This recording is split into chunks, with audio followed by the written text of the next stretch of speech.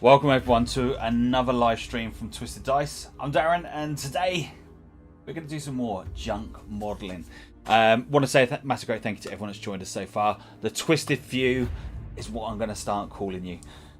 So thank you very much to everyone that's joined in so far. So let's have a little bit of a hobby update on what we've been up to at Twisted Dice. So first off, I've been at it again.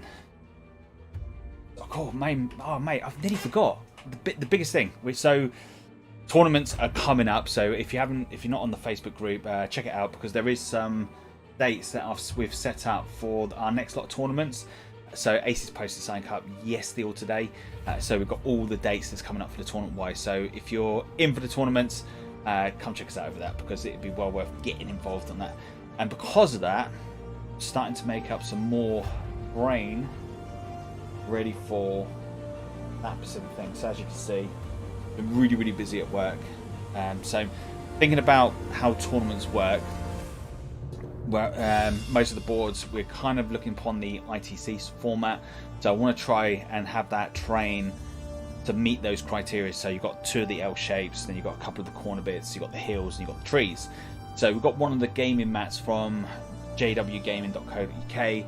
it was the one that we'd given away from the competition. So what I'm doing is making up some custom terrain specifically to go with that board.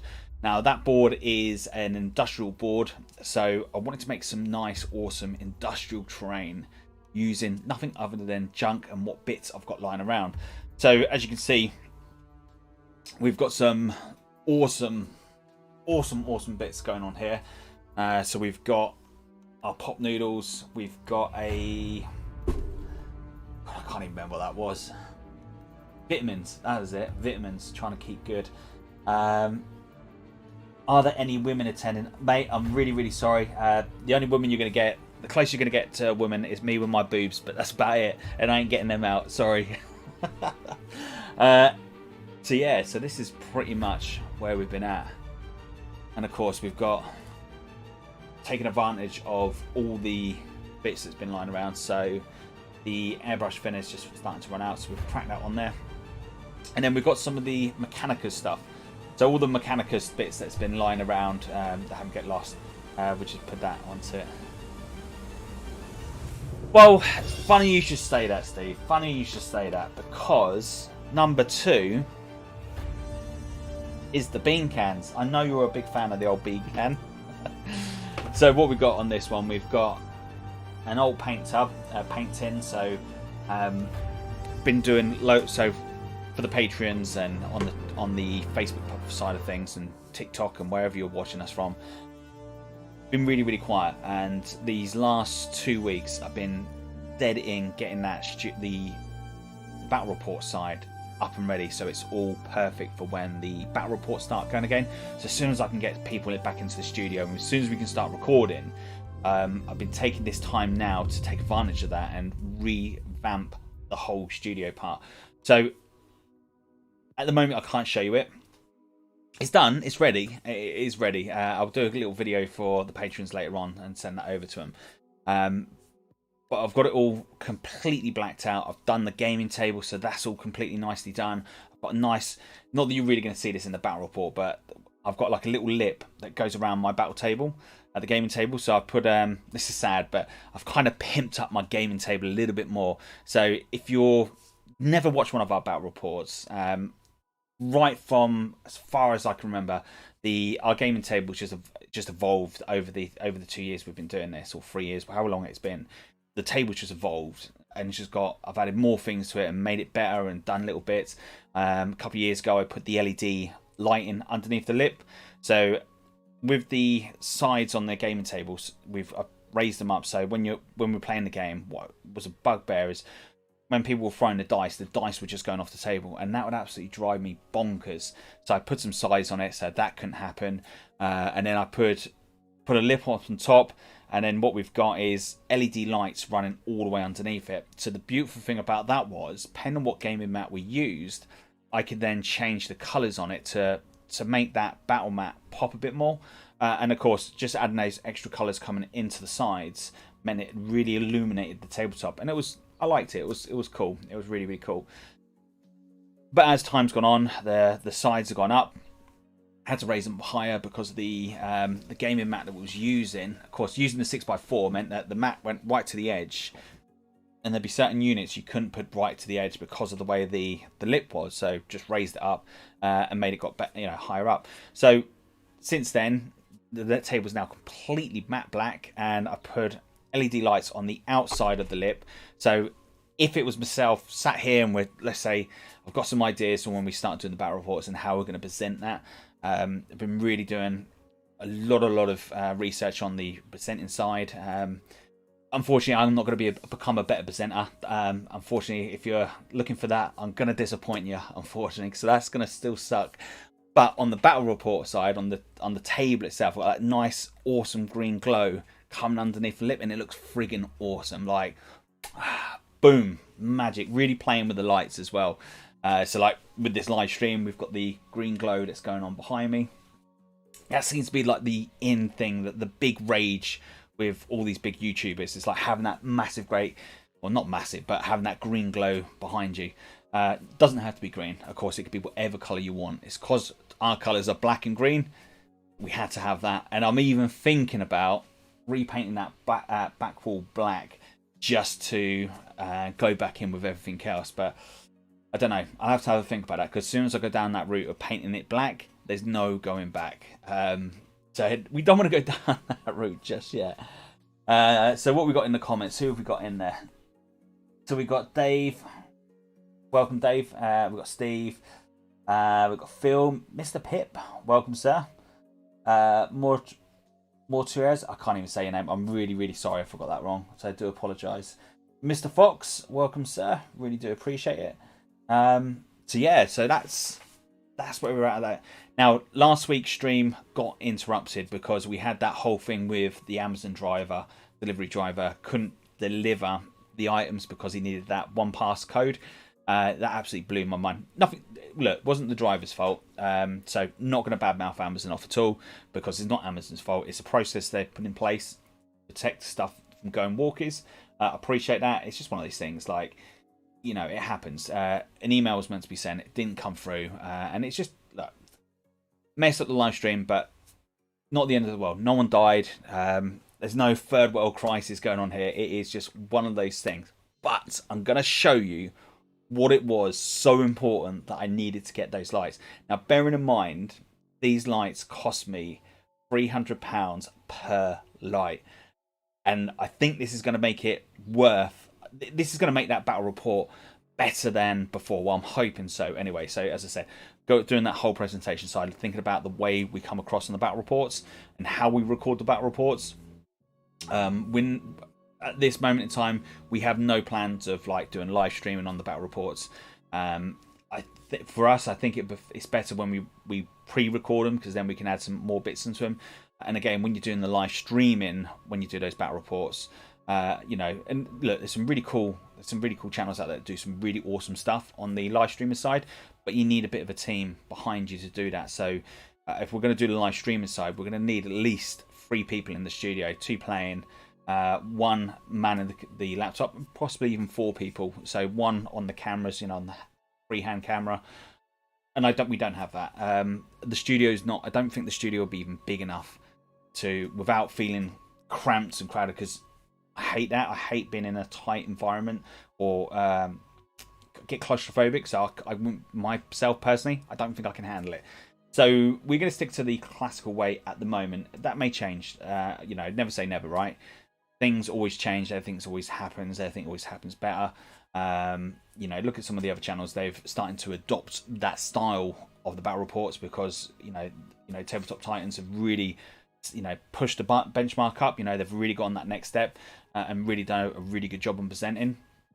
You know, hats off to them, because they do a really good job. And I've, you know, been many times just sat there eating my popcorn, watching the battle reports, you know, as it unfolds on the thing. But bearing that in mind, there is some elements on that we're going to. This is where I stop, because I'm going to ruin it, and I don't want to say no more than what we need to say. So let me show you what it is that we purchased. And of course, I am going to turn this on. So this is a knockoff version of an aperture light, which is a professional studio light, and it's about 300 quid just for this one bad boy. So at the moment, I've still got some work to go, because I've got because of the size of the recording bit. Ideally, what we would like is a softbox that goes on here, but the softbox that we need, they're about £54 a softbox for the one we need, because we need like the honeycomb, so we don't get no blood spill. Yeah, this is a blood spilling thing. It's kind of cool, really. It's like one of those things you want to attach to your shoulder. Yeah, I'm Predator. Batman playing with lights. Terrible. So the light fixture we want on here is going to have it's a softbox with honeycomb pattern on it, so you don't get the light bleed. So when we're recording the battle report, what I don't want is the light overspilling on the back wall. So as we're presenting, we've got I want a Pacific style on that back wall. I don't want the light overspilling onto that and then ruining it. So at the moment, I've got 2 big beauty dishes that go on it. Now they weren't cheap. They're about like £74. The only problem with them is when that beauty dish is attached to the actual lamp itself, you kind of get like a vibration, and because it's like a metal dome, it kind of then vibrates into the dome, and you really get that echoey feel. And it's, as we were recording, as I was practicing the other day, just testing the microphones out and seeing how we go, I was getting that tingy sound, you know, constantly all the time. And I was thinking, well, if I can hear it, the microphone's going to pick it up, and that's not going to be good. So something I need to address and actually have to think about. So what we got going in the chat? Good morning, gents. Eric, thank you for joining us, my friend. Really do appreciate it. Did I hear right about your 20 dates? Yes, you did, David. You heard well right on the tournament dates, so definitely well worth checking out. Lee Jones, welcome, sir. And we've got Ashley as well, so thank you very much.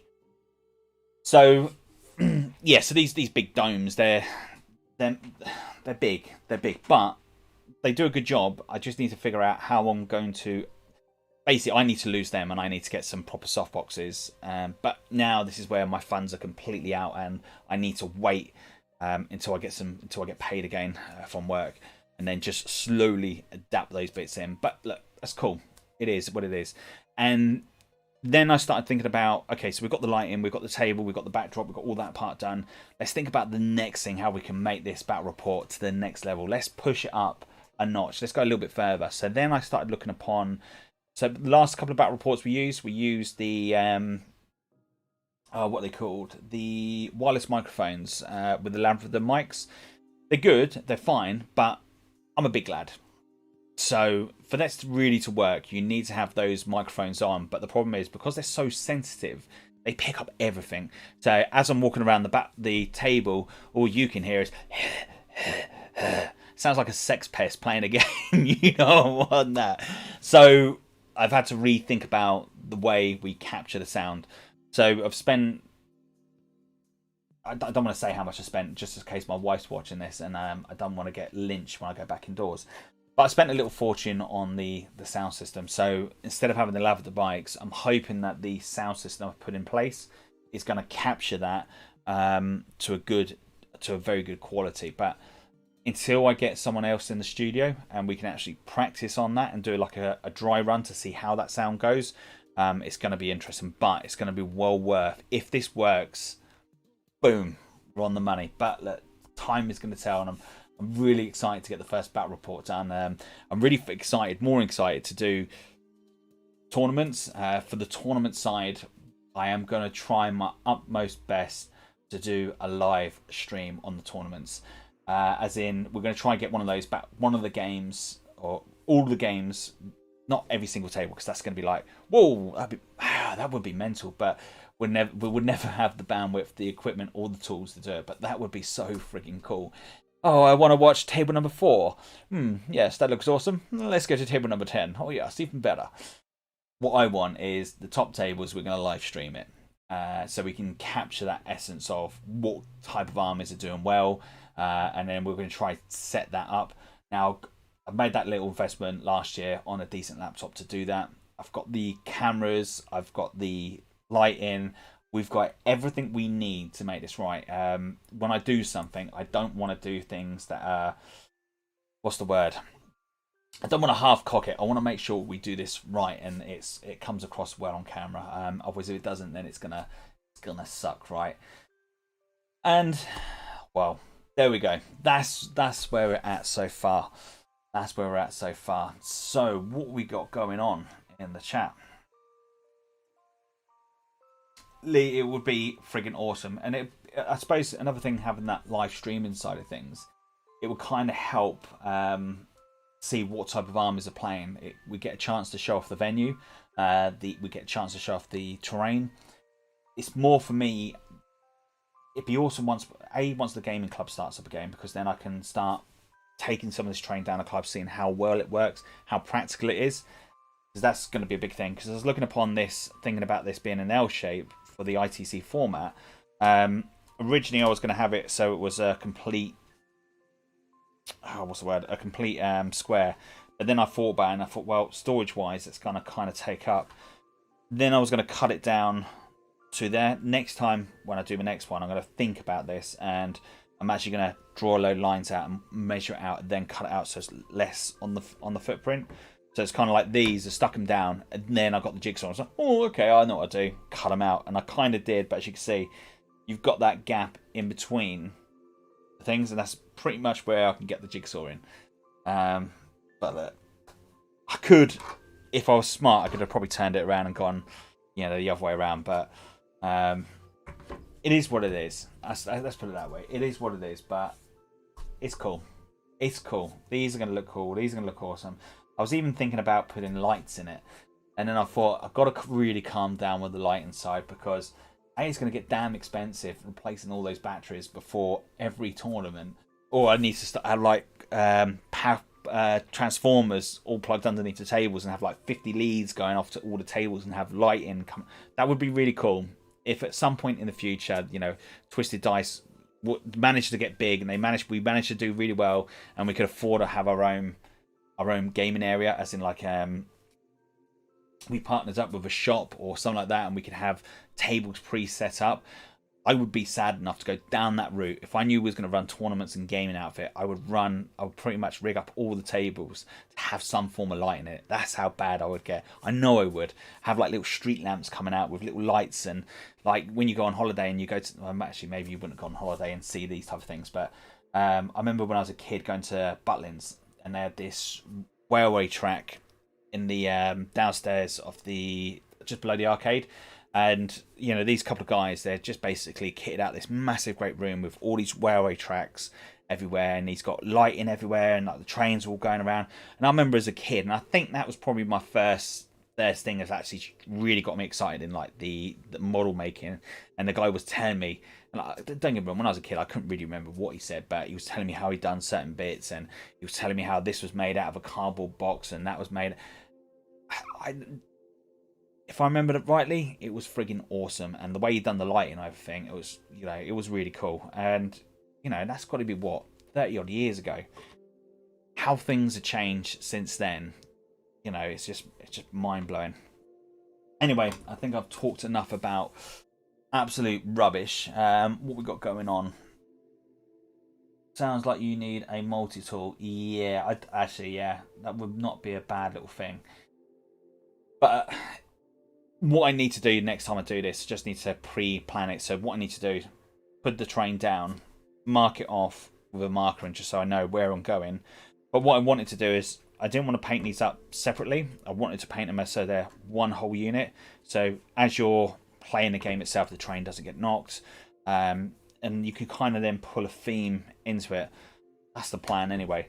And then the next thing I need to do, as we start running a couple of tournaments, we get some money behind us, is buy some really useful boxes or storage boxes, just so we can put all this train in. So once we've built and painted it, it's not going to get knocked, damaged, because that's one of the biggest things at our gaming club. As it's train, it's scenery, it's designed to be used and abused, and you can't stop it. And what you find is, as you're using it, things will get dented and broken. Nothing you can do about that. It's just the way when you play games and you pack it up, that's the way it happens. I don't get precious over it. It's just one of those things. You just need to fix it, repair it, and get on. I was just going through a small, and I've got two more. I think it's like 84 litres really useful boxes, and I was just transferring some boxes from cardboard boxes into those. And I opened one box up, and it was just like, oh yeah, I forgot there's a load of train here that we need to fix and get ready for, when the tournament scene starts coming back up. And it's like all that old, the Games Workshop buildings they used to do before just before these ones that's just come out, like the empirical Gothic bits. And I love that train. I think that train, you could do so much with it. And you got to go to Games Workshop World, Warhammer World, and go look at their exhibit and seeing all the coolness they've done, of all the stuff they've got in there. And it's amazing. And what I love about that exhibit is, they've taken the train they've got, they've repurposed it and done other little cool things with it to make it look even cooler. But what I love about that exhibit is they play around with lighting, and the lighting in that exhibit is awesome. So that you've got if I remember rightly, they've got couple of like coloured lights up top, a couple of spotlights that come down on that big exhibit as you come down the stairs. But because it starts changing the light, it then starts adding atmosphere and makes it more dynamic on the way you're seeing that structure. So as you're walking down the stairs and you're going to the bottom, it really does change the way that building is. And it's that to me is like, that's friggin' cool and awesome on itself. So yeah, we're gonna jibber jabber all day long. Right, let's get on with this. So with the train, we want to make sure that there's I was thinking about this early, last night and how I was going to paint this train up.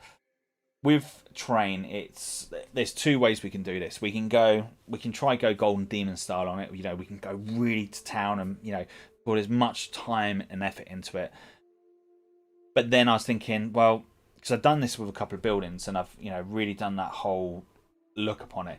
And then as I'm looking back at now, I'm thinking, well, it actually looks too cartoonish, on the actual train itself, and it doesn't look how it should look, which is not bad. It depends on the effect you want, but I suppose I really want to think about how we look upon this, and I think maybe how we look upon this is maybe looking down the route of, I hate to say it, like the grim dark look. Try not to go OTT on it, but still making it look awesome. Some of the things I've seen that I would like to put onto it, I'm going to print off some little pictures like, I don't know, an Imperial officer, we need you type thing. And then stick that down on the, so like it's a sticker, like a piece of paper that's stuck to the wall, and have that as an extra bit of feature just on the side. Then you've got, there's so many cool things you can do with it, like, and we'll get it. We'll get it so it looks frigging cool and we'll get it freaking looking awesome. So I suppose really what we want to think about now is what type of style do we want to go for with these, with this train. So let's go with something a little bit more basic. We're going to start playing around with oils. We're going to start playing around with maybe weathering powders. I'm not 100% sold on that idea yet. We're going to do a lot of sponging. We're going to do a lot of... we're going to try and make this realistic as we possibly can get it. So we're going to use, as we do this process, so I'm going to go through and we're going to use references. And references is always a massive great tool when you're doing this type of stuff. So what I mean by that is we'll look at some real life instances of like industrial towers, etc. And we'll see if we can get some pictures so we can kind of replicate how they look, and then implement that onto here. So what we don't want to do is, I haven't got anything here to,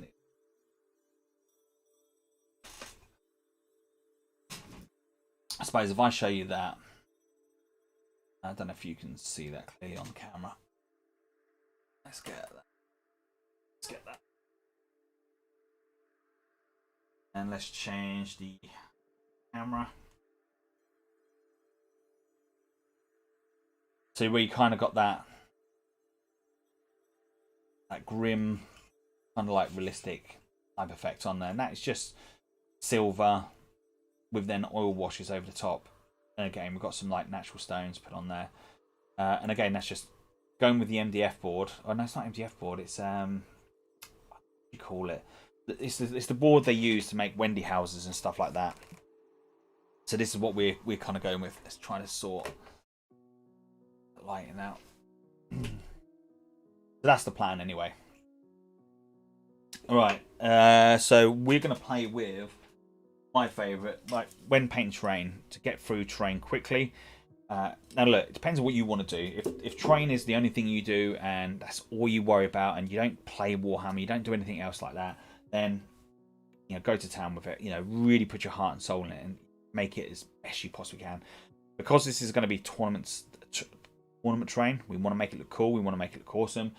But I don't have 2-3 months just on one bit of terrain, so we're gonna have to think about, okay, how much time do we want to put into this? Do we want to go long or do we want to go short? And the answer is we're going to go quick as we possibly can. I did have some silver, some grey. Okay, God, I can't wait for home base to open back up. Not home base, Halfords, just so I can get some spray paint. Now, normally what I would use is a grey primer from Halfords, only because it's like £7 a bottle. It's not expensive. and it's for this type of terrain, it's ideal. You want to go with a base coat first of all, and then we're going to start playing around with, you know, some of the other colours as well. So we got what, midnight blue there. We've got another blue. Not sure, that's more of a pearlescent one. We've got browns for rust. We've got some greens, lead belcher. We've got some more browns. So we got some stuff to be playing with. That's for sure. So let's go. Why are the containers here? Right. To do. This is kind of going to get a little bit noisy as we do this because I'm going to need to put the extractor fan on. So do apologise when this blows your ears out.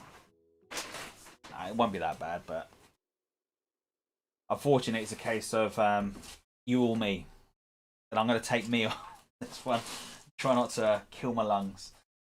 I'm going to use this transfer. Sort this out. And we can then do the camera.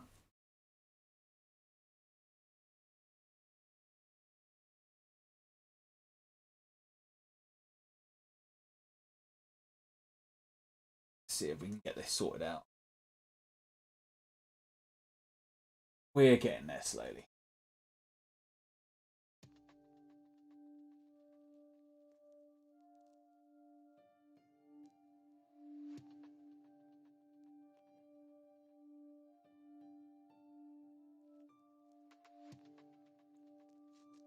I think we're at the right angle.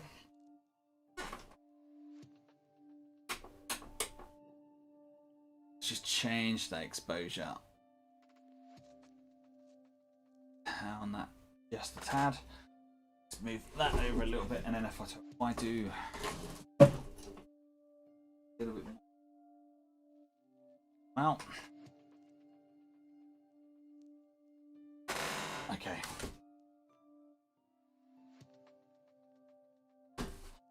So we want to start off with a nice base coat first of all. Let's make sure we haven't got. Let me see if I've got that grey, because that grey is going to make a big difference.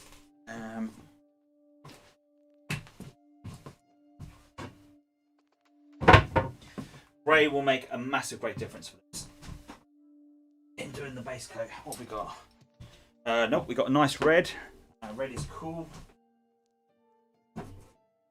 Red is cool, but it's probably black.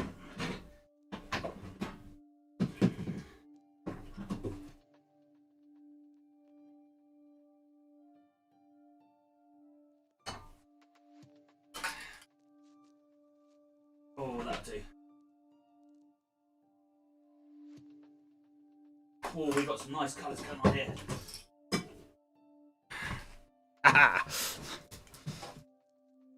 We have got more colours we can shake a stick at. So we've got a red primer. Not going to use it. We've got some more nice browns. We've got some whites. Alpine whites. We've got a graphite. That's silver. So that's going to be really cool. What we've got is the Games Workshop. We've got some Games Workshop Grace here. So what we've got going on in the chat.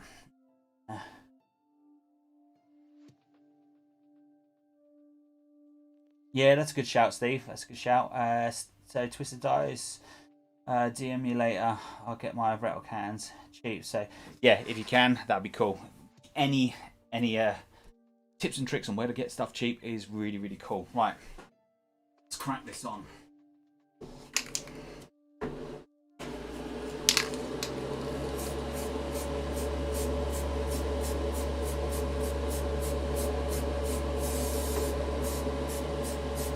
It's like, is it going to come up or is it not? Really got to get this right.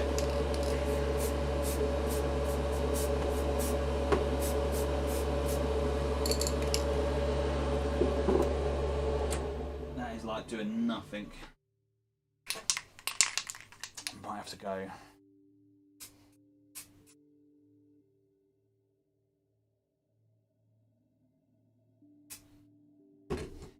Yeah, I said I wasn't going to go this colour, but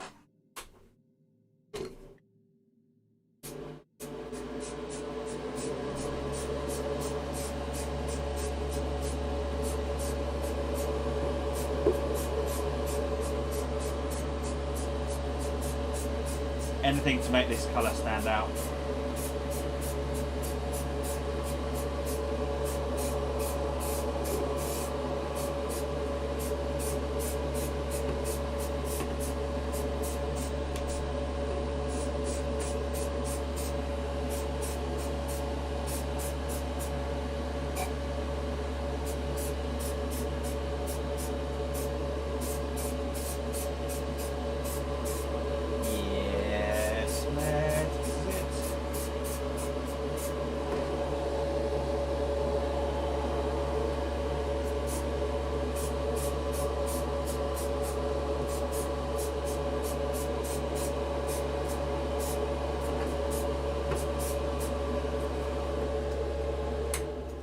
Kind of like guess the object underneath.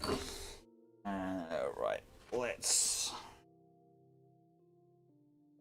play around. Let's be a little bit smart with. Where are you? Where are you? There is a app I did have set up on the phone. Nope, it's not that one.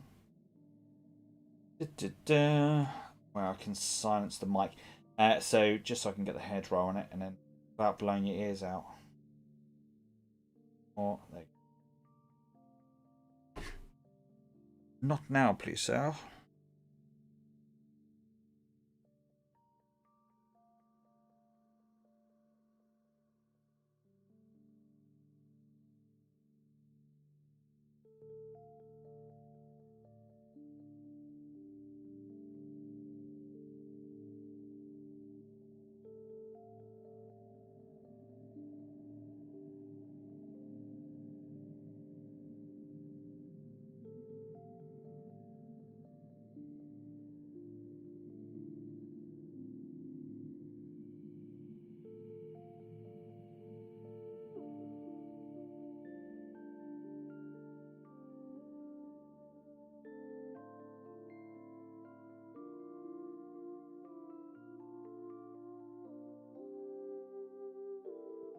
Brilliant. Just as I'm doing that, I've just noticed that the some of the pipework's come apart. Just blooming typical.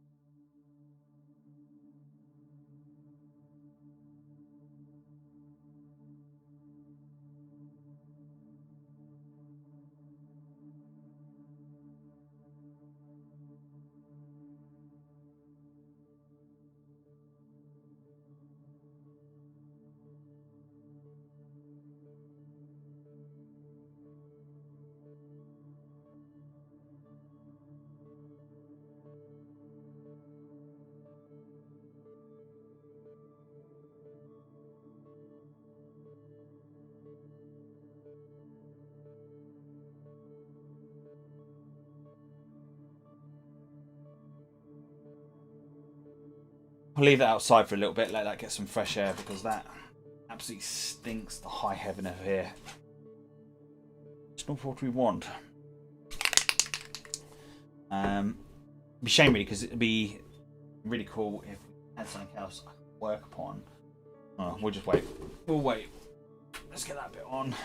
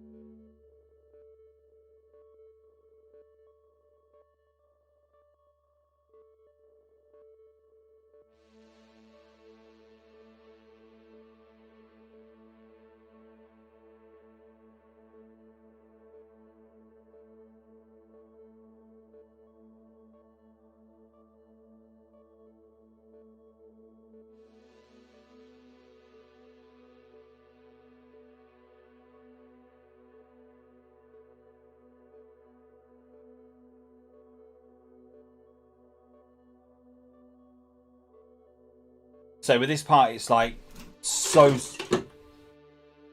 How was that?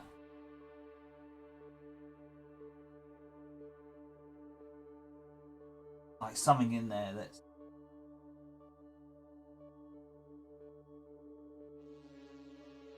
something in there. Making an absolute terrible noise in there. Absolutely terrible noise.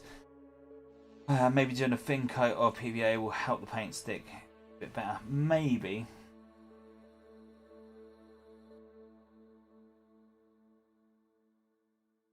PVA glue is probably not a bad shout, but to be fair, with the primer that I'm using from Halfords, it really does help just cover that up. So as you can see, what we've got now, this is not necessarily going to be red. It's just that the Halfords primer is really, really good sticking onto metal on stuff like this. And this is why we're going to go with the Halfords primer. The Games Workshop stuff is good as well, but I just find that stuff is better than sometimes that. But so what we've done also is with the clear resin. By the way, clear resin now is just like my new favourite go-to toy at the moment. Got everything falling out here. See there, I poured a lot of clear resin in there just to secure that Coke can down, and because it's got some like sharp bits in there, that resin's kind of helped soften that up, take that away, which has been quite helpful. What is going on with it? For some reason that's not coming out as sharp as I'd like it to be on a normal stream. And then just around here again, pour some clear resin in there just to give that a little bit more strength. Stop that from coming out. What I should have done is maybe pour some in there. So with that one, thinking about the tournament-esque-ness of it, you've got the ability for things to jump up and sit upon the actual units itself, like sniping. As with the other building, I've designed it so to try and remove that campiness or parts where it's less interactive. To be fair, actually now with the new tournament rules, everything actually, or the new terrain rules, everything can be interacted even if they're on top of the building, as long as you're 500 inches underneath, which is pretty cool. And how we're going to play this is, of course, that's above 5 inches. That area terrain is going to be that whole thing. So even if you can see through those, we're going to play it as you can't because of the area terrain. So that gives us that perfect L-shaped scenery. Pretty damn cool. Oh. Just my eyes. So that's the plan on that side. Alright, so that looks like that's pretty much. Give another bash there. Do a little bit on that bit.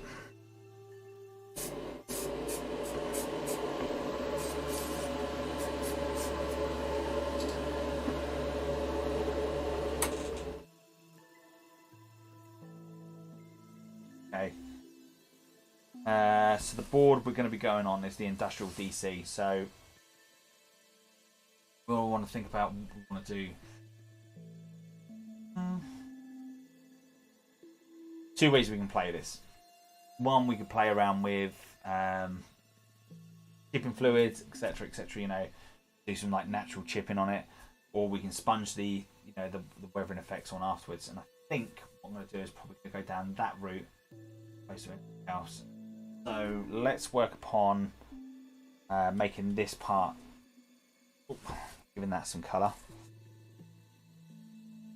Ooh, let's have some inspiration. What should we go for?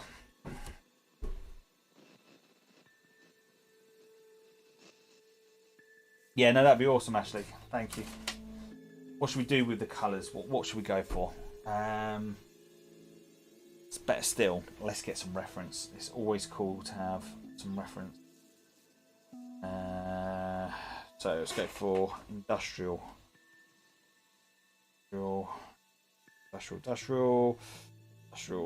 buildings. Some images up. We've got up. Industrial. Place really is going to be like silos even. Like industrial solo buildings. Right, let's have a look at what we got. Yeah, that didn't help.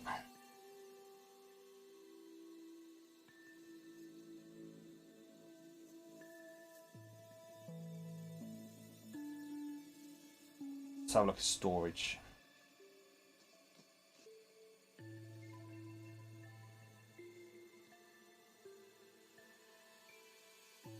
Right, still industrial. Have it so like it's, I suppose, oil or some form of like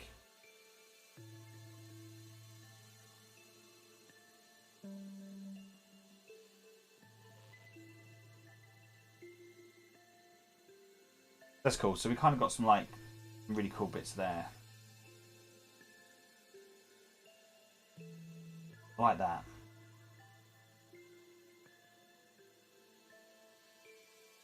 So that's pretty much working off.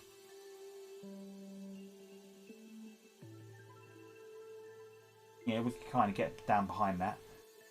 That's one shell garage. That's obviously generated, but it's still an idea to work off. And you've got those, which is like that's just someone's already done that already. Gone with a silver base, and that kind of works.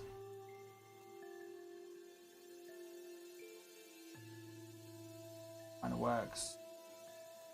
Got some. Oh, I like that.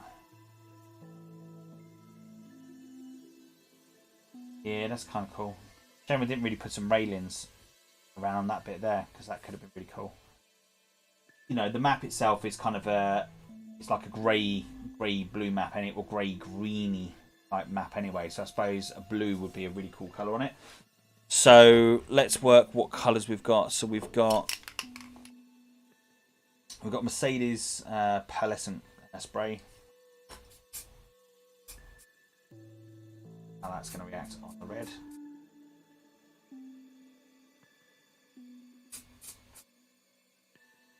May need like another coat over the top.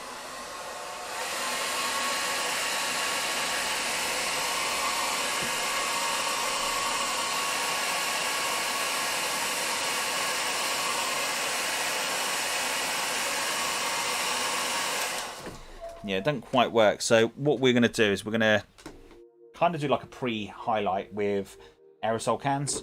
So we've got I did have Corax White.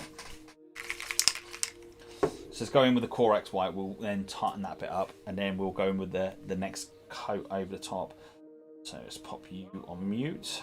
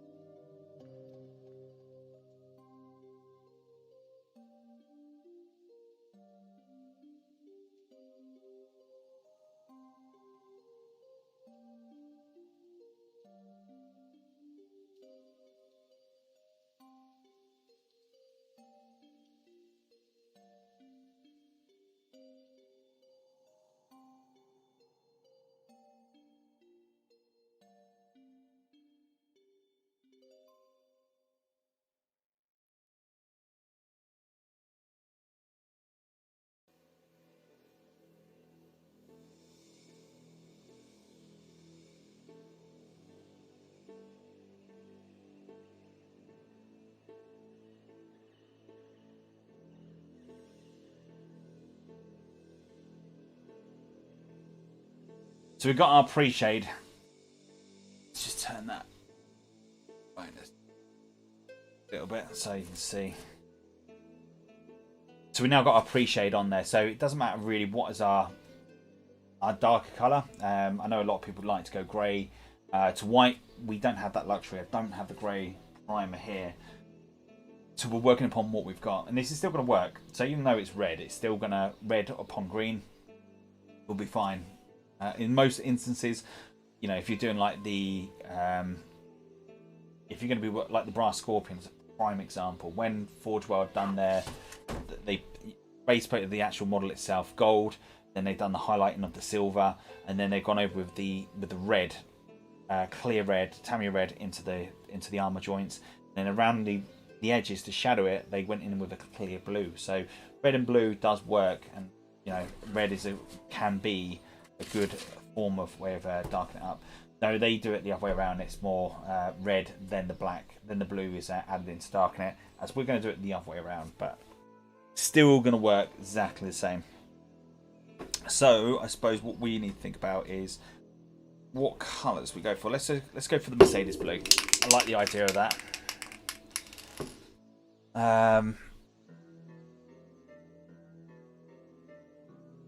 The fan.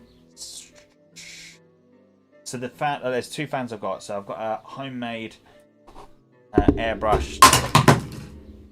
Don't know what just dropped there, but we've got a hairdryer attached to a camera stand. So as I'm painting, what I like to do is as I'm wet paletting, I'll do a couple of layers, whack it underneath, dry, paint, dry, paint, dry, and that helps speed up that process. Otherwise, I just use a hairdryer. And then this little bit beauty is just an extractor fan. I can't remember where I got this one from, but it was a really good buy. Stickers inside.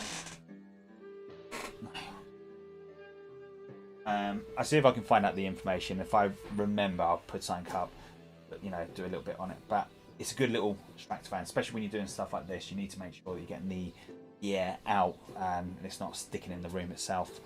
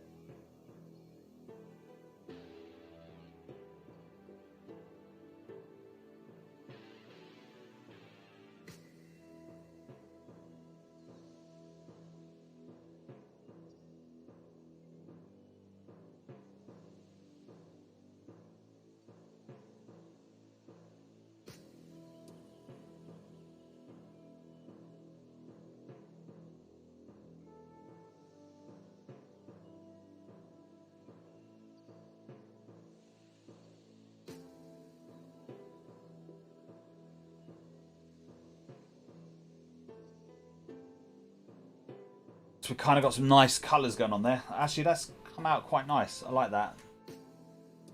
I like that blue. Get a little bit there, missed. Cool. Now, if you're doing this by airbrush, this was taking you ages. Just to get to that, just to that level, even. You know what I mean? Aerosol just speeds things up so much. So what we need to do, let's let this end out. We'll go get the other one and we'll prep that one up.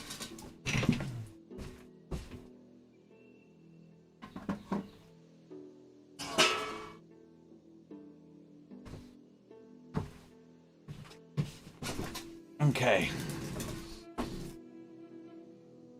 Stick this on.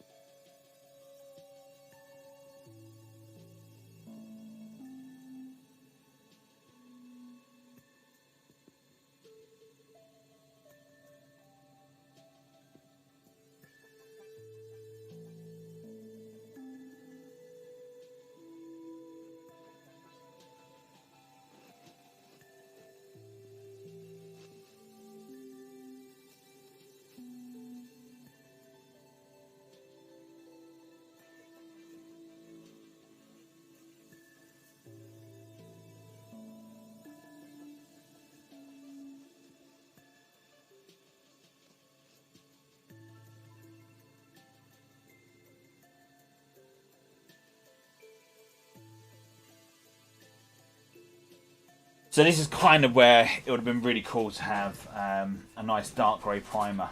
It's on the Industrial DC map. I don't know if you've remember the actual map itself in the giveaway, but it's kind of like that. It's not it's not grey. It's like a greeny grey. So I've got to try and replicate that colour to do on the base, so it then fits nicely on the map. And that really would have been ideal, where if we'd have cut that a little bit further in, I would have had to I'd use less sand on it, but it would have actually just fitted in with the mat a lot better. So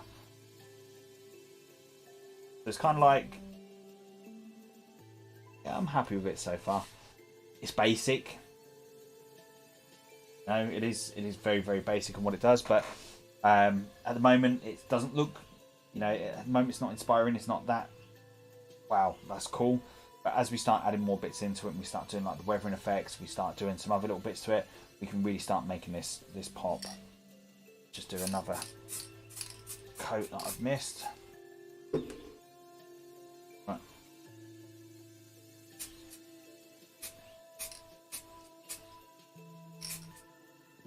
Okay, let's let this outside, let this air out a bit.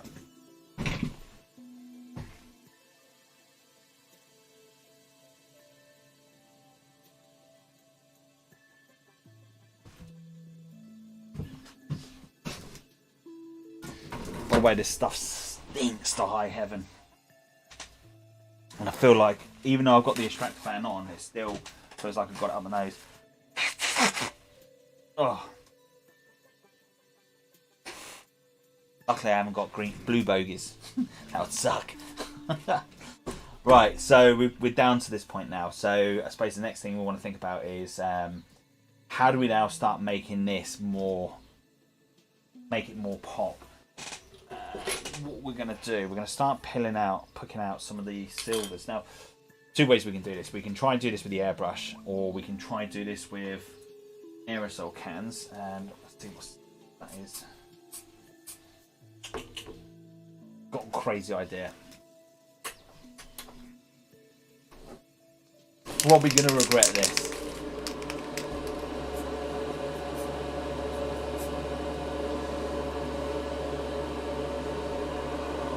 Well, that's not silver.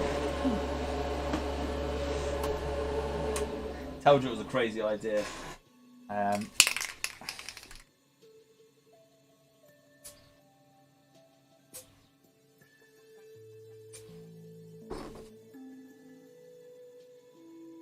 not going to work.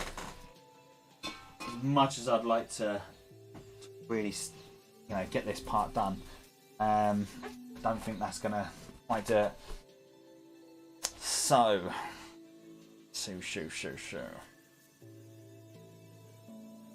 want to start thinking then.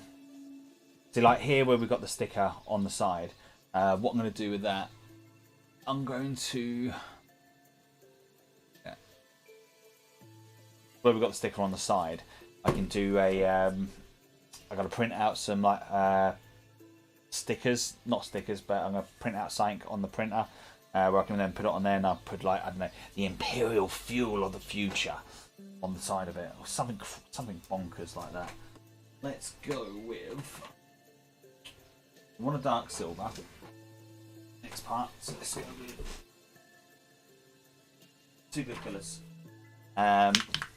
So we've got jet fuel, or we've got gunmetal grey. I got most of gunmetal grey. Gunmetal grey it is then. So what we're going to do is we're going to pick out some of the. We'll pick out the silver bits. Let's get a bigger brush. Tissue. Let's do it. Like my dad used to say, paint it blue and call it new. Love it. Love it. That's absolutely freaking awesome.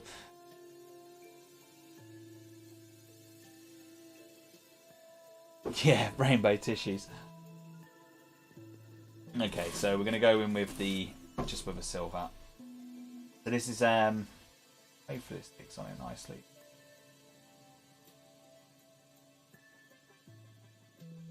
Yeah, it is. Kind of sticking on there. The only thing you've got to be careful when you use aerosol cans is make sure you get paint that other paints really stick to it. I've had it in the past where I think it was wheel codes. I got some spray paint. It was an awesome silver, but it doesn't matter what I tried doing on top of it. I just couldn't get any of my colours to stick to it. Kind of sucked.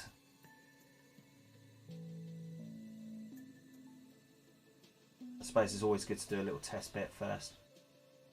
Unlike me just going straight into it and just, yeah, well, we'll figure it out when it gets to it.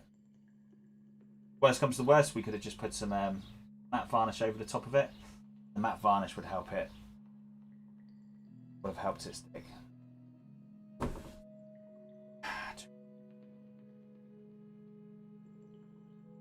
Do some silver pipes. Let's do it.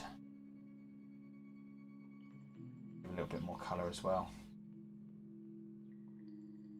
At the moment, it's kind of like very, very blue. So we need to. Only if you could just paint your models that quickly. Silver. Boom. Especially you do grey nights quick. Let's do that silver as well. Debating whether to have this bit a different colour, but have that silver.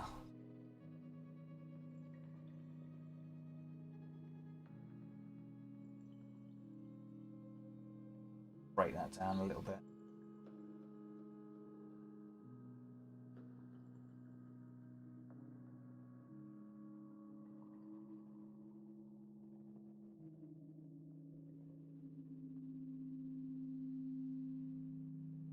We'll actually do that also as well.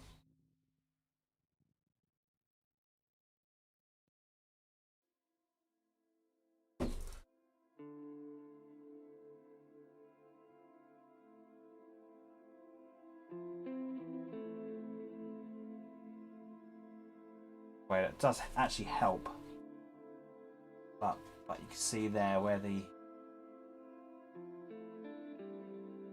silver's gone on there. It's not really.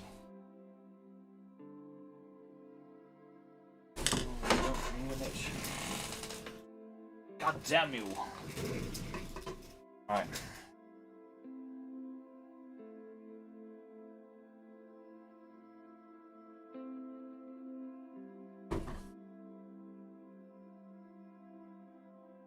Want that to stay on there because if it doesn't, this.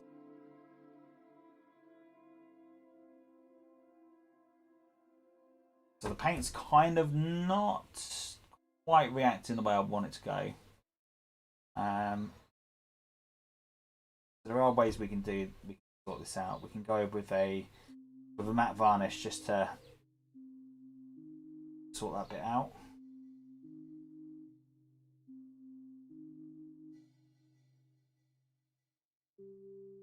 I might have to because it's not playing ball. It's not doing what we want it to be. A bit of a tip: don't spray. Yeah, good shout. I've had that before.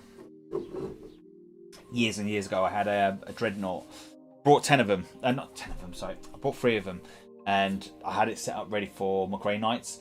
And I'd gone over with this spray. And it just absolutely, at the first, it looked really awesome. I was like, yeah, man, this is awesome. This is just the silver we want. Boom, bang. Been there about an hour later. Just let it dry. And this is before I knew about the hair dryers. Went back there and it's just like a molten. You can see the plastic just melting. And the arms of the dreadnought kind of like go into the actual bottle itself. Yeah. You learn from your mistakes. Definitely learn from your mistakes. So we're going to get the hairdryer.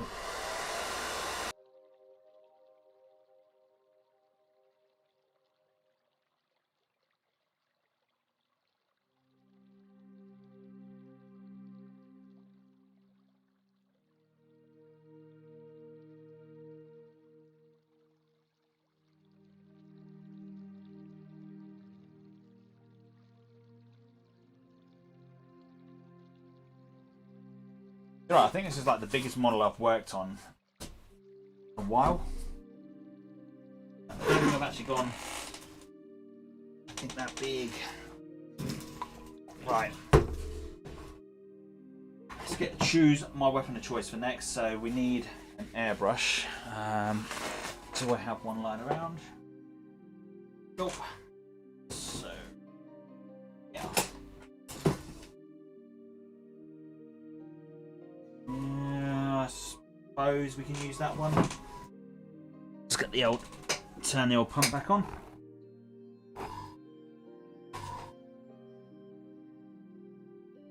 Go back to my old faithful. If you're new to the stream or you didn't catch it last time, they unfortunately, I'm a big fan of the Badger range, and I really do love the Soltar range. I think it's an absolute fantastic airbrush. Really do love it. The only problem is I've not had to really replace a lot of the needles. I normally look after it, but unfortunately this fella kind of dropped and kind of damaged the end part on it. So it's looking to see if I can get replacement parts for it. But just everywhere I was looking, they're just too expensive. Or, well, it's just one place that had it, and it was like 54 quid just for the bit, and it's like, yeah, just too much. Too much. So I'm just waiting for Badger to come back to me and tell me whether they're still doing it or another alternative where I can get out of these parts. It might, over in the States, it might be different. You might be able to get out of these, but here in the UK, it's just not very easy. The company that I did use don't have it. It's just like gunked up with so much crap in there. Ooh. I don't want it to be a stream of let's clean the airbrush. That's not the live stream we want. We want a live stream where I'm going to show you some coolness, magic, cleaning an airbrush out on the live stream. Moment. That's what I'm doing. Just going to get this bit out. Got a little bit of paint that I can see just in the tip. Come on, out you come. Out you come. I command you. There you go, gotcha. I think I got it.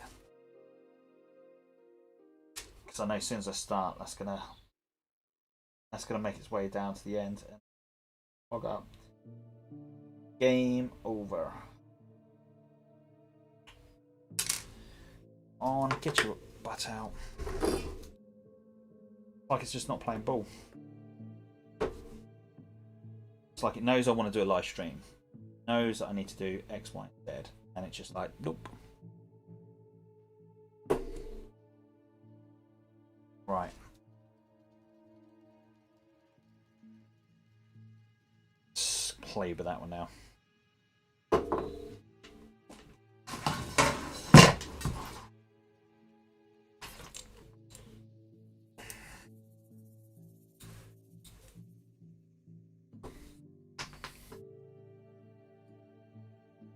Really?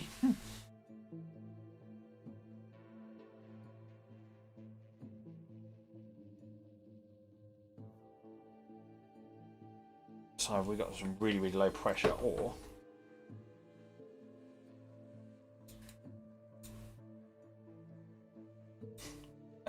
right. That ain't gonna play ball, so I'm gonna leave that in there soaking, and then we'll go to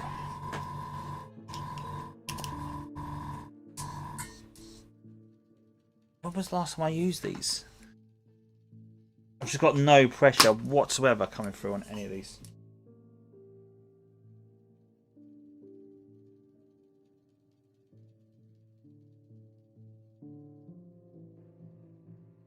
God, this is terrible. This is really good stuff. This is airbrush cleaner. This is from Badger. Put that in your airbrush. It really does like smash out any paint, dry paint you got in there.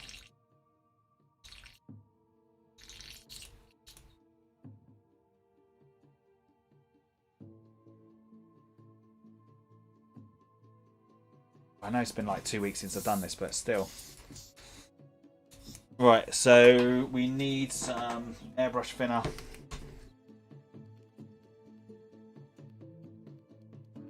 Some of the. So I'm gonna go with an acrylic. Need a paintbrush. But side. Not one thing to recommend.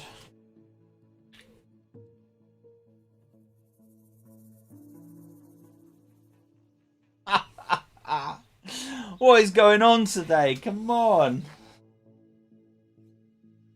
Why have I got a blockage?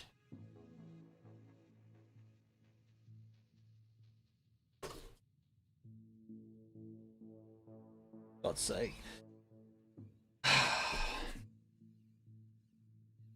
It's like it's not meant to be.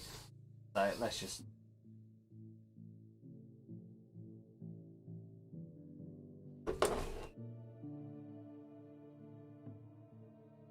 Like, damn you.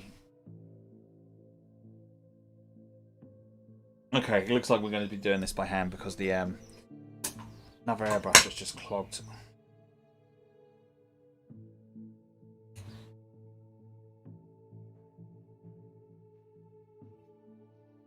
By the way, I'm not going to be doing this on live stream. It's a boring task, and I ain't going to put you through it. I do have another airbrush. I say scrabbling desperately. So I've got a fine detail one, which is not going to be. We don't want to use that because it's not the right tool for the job. We need to make sure we've got the right one.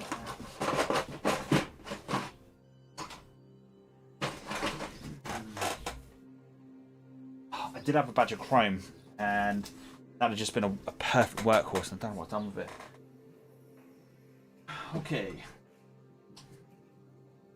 Out you come, my friend. We're going to have to use you. Fence against my better judgment.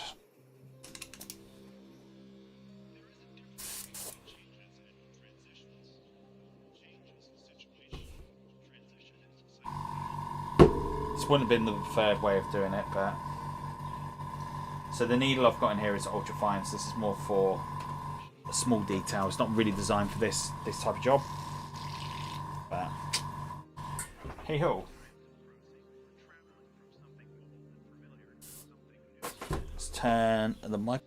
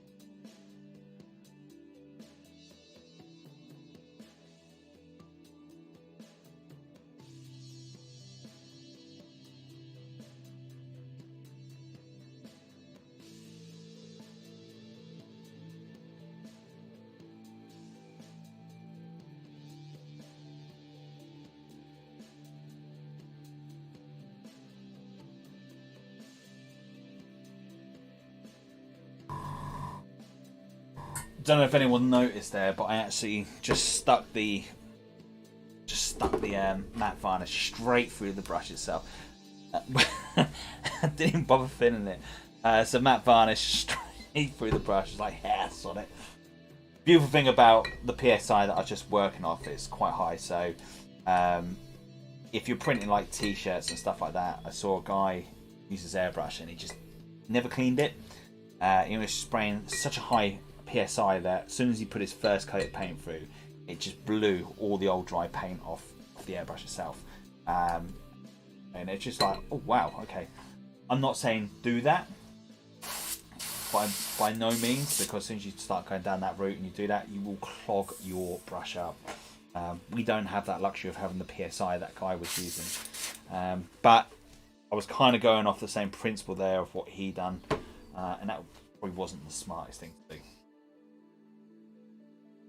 As long as you look after airbrushes, they will last you friggin' ages.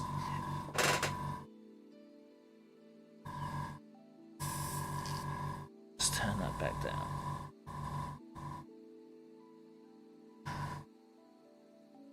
Okay, right. Get all the crap out of the airbrush itself.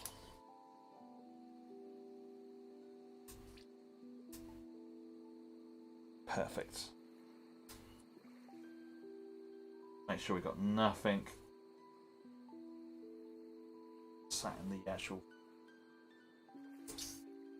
Boom. Cool, right. So let's get on with the silver. So what we're going to do is we're going to go with the silver over the pipes. I was actually going to try and do this by hand, but it's kind of forced me to do paint in a way that I didn't really want to do. Yeah.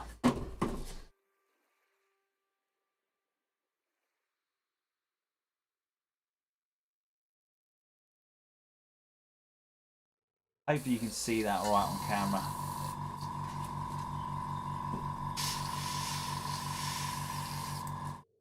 Any questions at all? If there's anything you see me doing and you think, oh, why are you doing like that? Or let me know. All ears. Right, we're going to use that as a...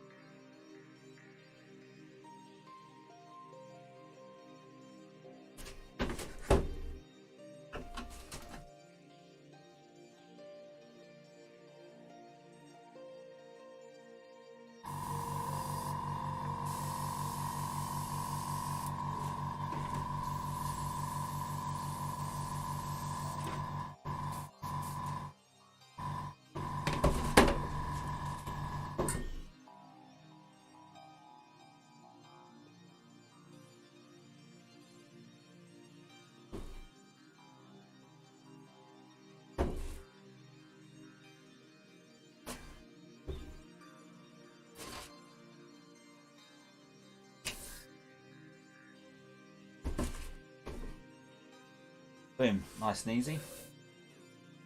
So with the excess, we're just going to pour it straight back in the bowl.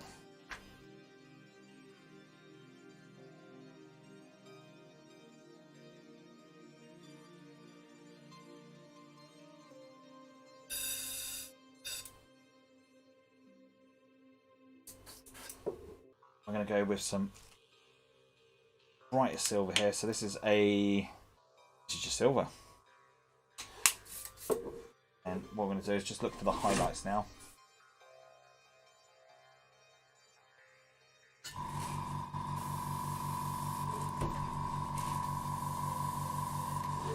Just need to dry that bit off.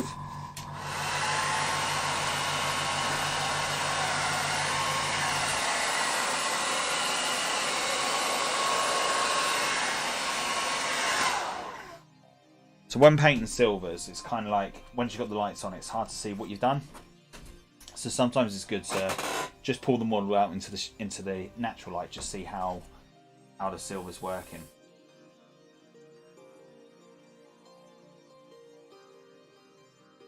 Bit there.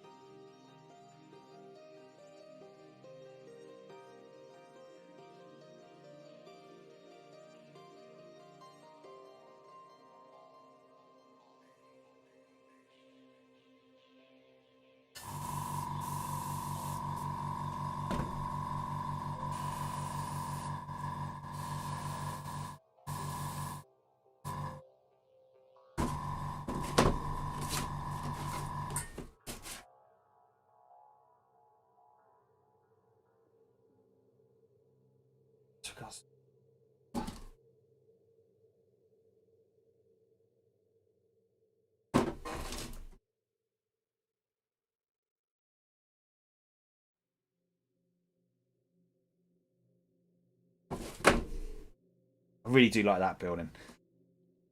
Just something about it just makes it, does it for me. Right. Clean the airbrush out. What's everyone else working on?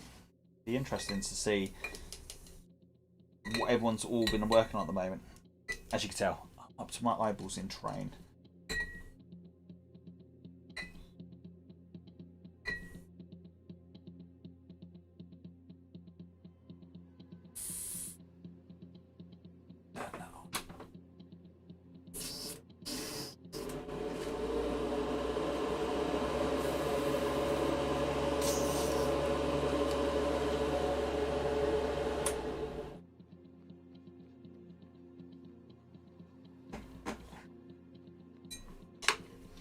Right, so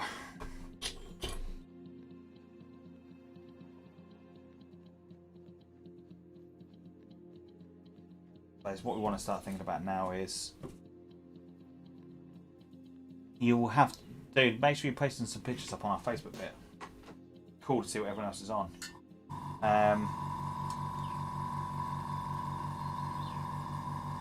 Start thinking about rusting now, I suppose.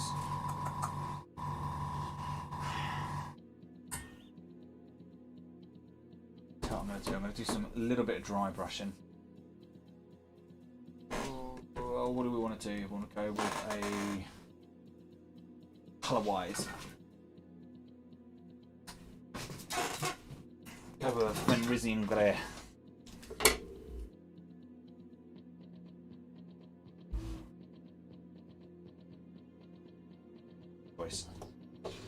Go with my makeup brush.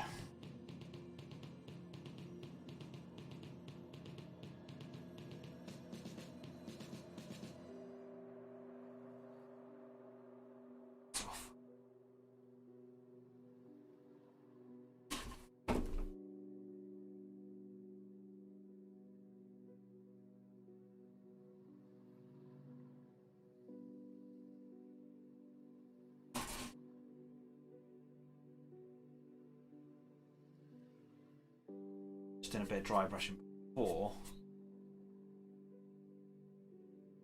go into the oils.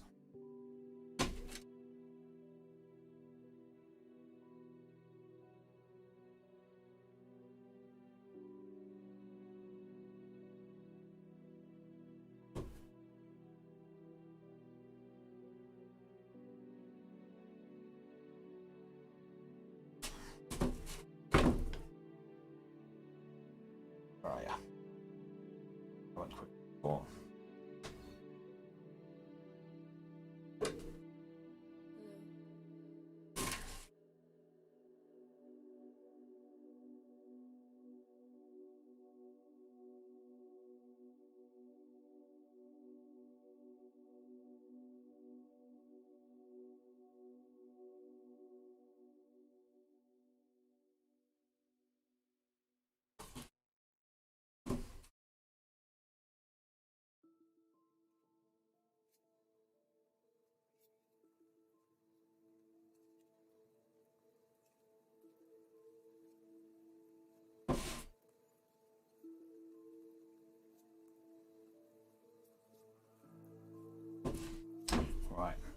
let's think about.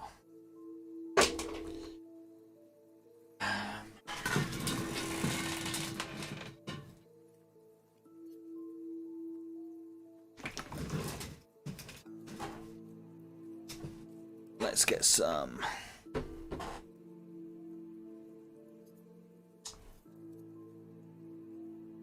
Your mind's on it. Now I can either go. We want to try and make. I'm going to try something and see whether this works or not. If it does, great. If it doesn't, then I've really lost anything, if that makes sense. So we're going to play around with oils. I don't know why I was shaking that for, like a paint. Good.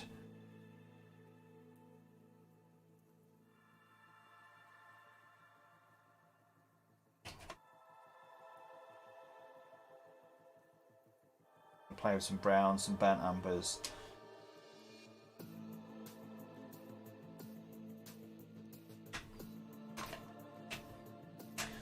Now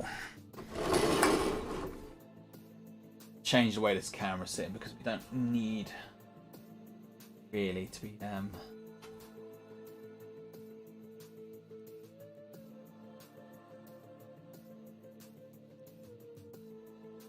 sit more like that.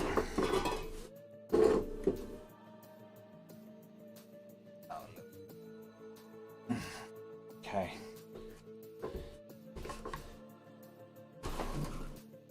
You further back. Can pop you into there. At some point I should really have a shelf just for my spray paints.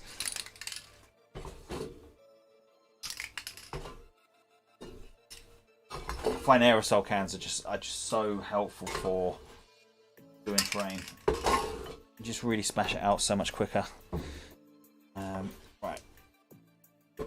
Let's remove you for a second. Look with a little airbrush. For some reason, the text on the thing. Hey, Underdog, welcome, sir. Let's get that up there. Okay, so you can see on the palette, we've got some burnt umber, and it needs some nice bright orange as well. $1 billion question is, where has all my oil paints gone? There you are. So we've got some greens, got some nice bright oranges.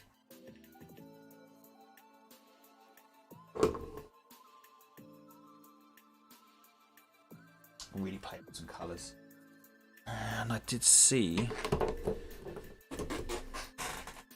you have a sponge. Specifically got a sponge out just for this. Not that one.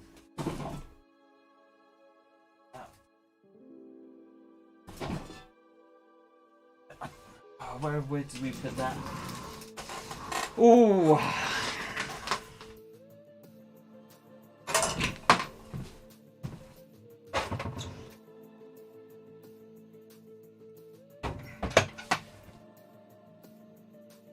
It's kind of like one of those things. You had it out and then you lost it. That's a bummer. Ah, there it is. Ideal. So this is just a kitchen sponge. Oh, where's my scissors gone?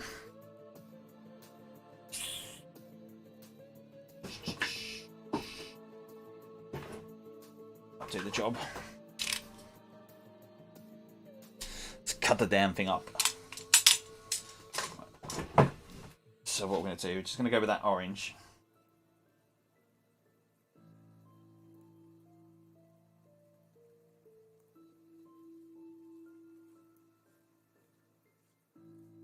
Right, what we're going to do. Got a couple little.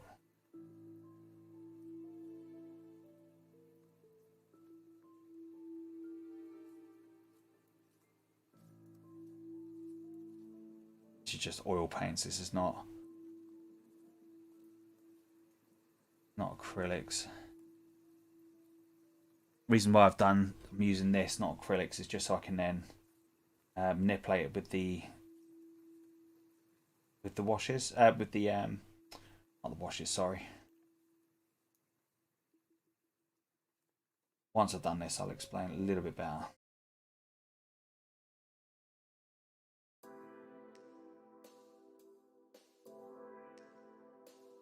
That orange is popping on that blue quite nicely.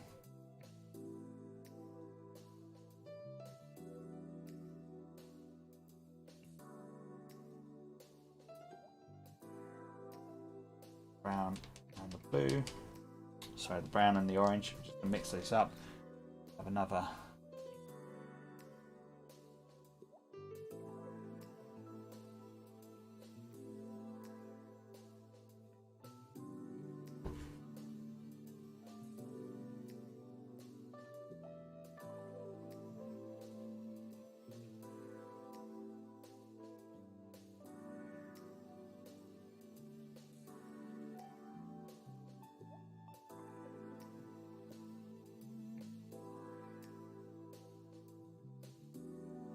Because these are oil paints, they take a lot less time to dry, so that's quite helpful on that as well.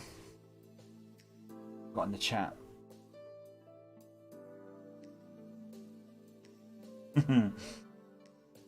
It's always good, mate. It's always good. And then what else we got in there? Never have enough warriors. Who else has popped in there? Twisted Dice. Yes, and that's Ace.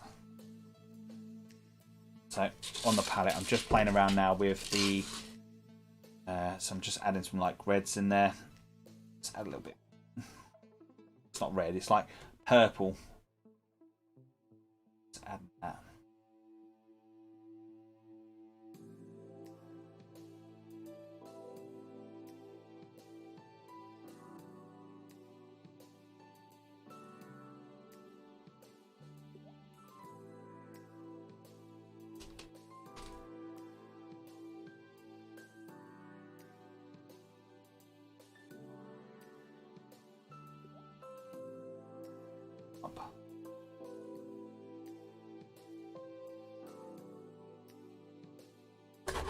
Let's have that good old.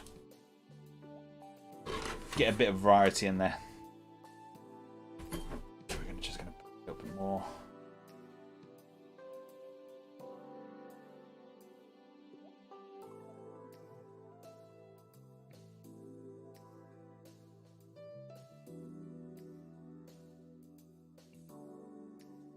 The only the beautiful thing with the oil paints, they are longer to dry.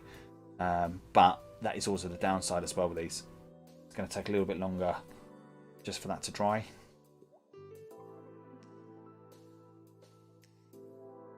I'm just hoping that the pigment, because they're oils, it's not going to dull down. So as it starts drying, with acrylics, sometimes you find that the coat that you put down is not always necessarily the coat you finish off with. That made sense.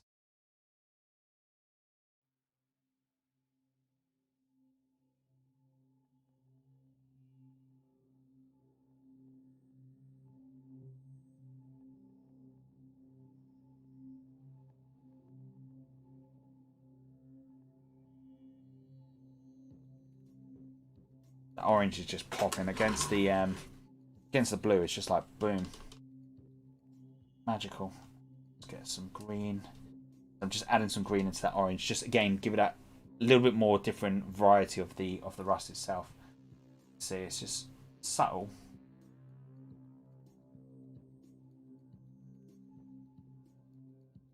It's kind of like, yeah, it's kind of cool.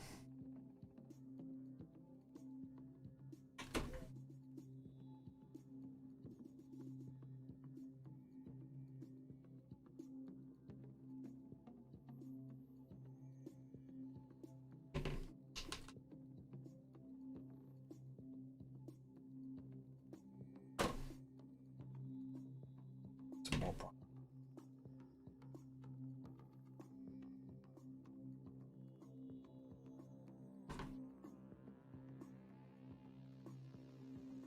Really, really rusty. Took a hammering. Something's hit it.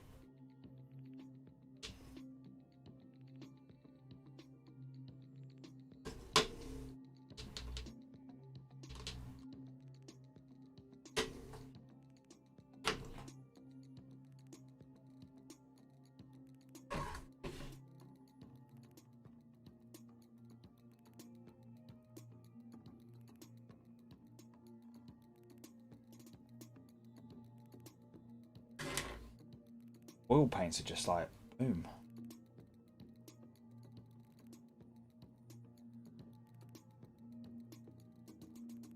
Some random patterns around here. Nothing too major, but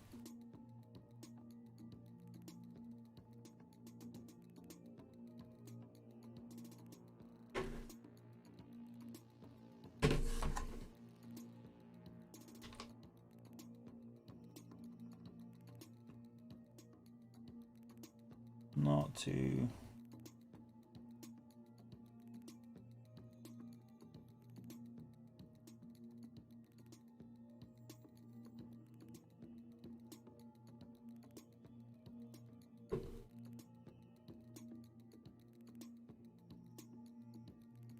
Get that really.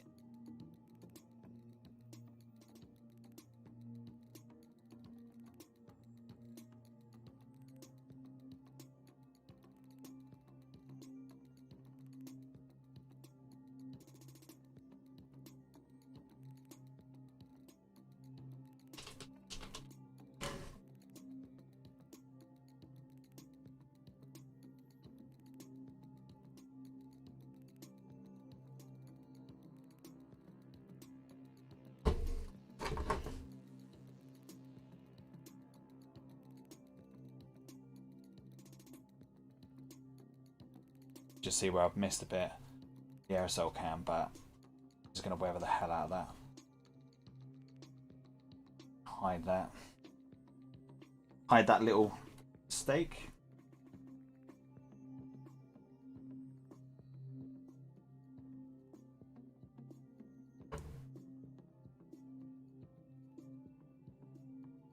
You would never know. If I didn't point it out, you'd never known it was there. Thing is, now you do though.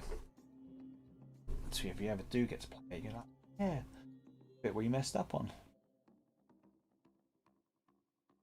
Like, no, never mess up.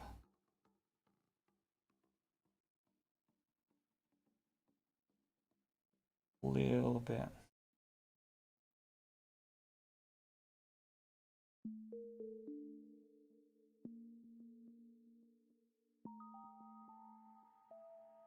Too thick there, but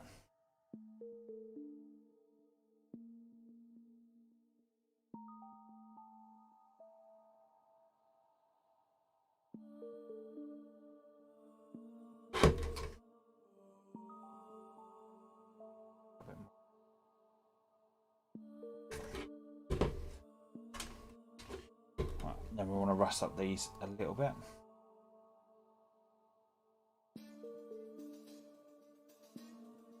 Something cool about rust on pipes.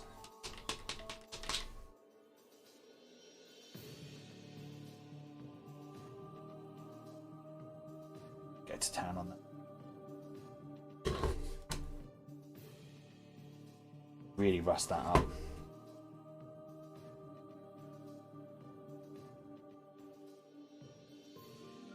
Sponge is kind of like just perfect for the for this type of rusting.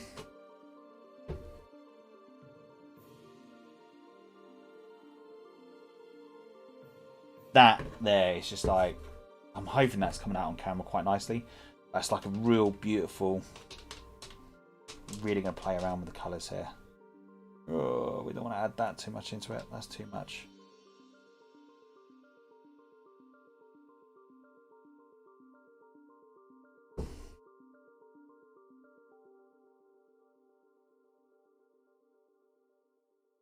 That looks dope. Dope. It says dope anymore. Dope a thing anymore?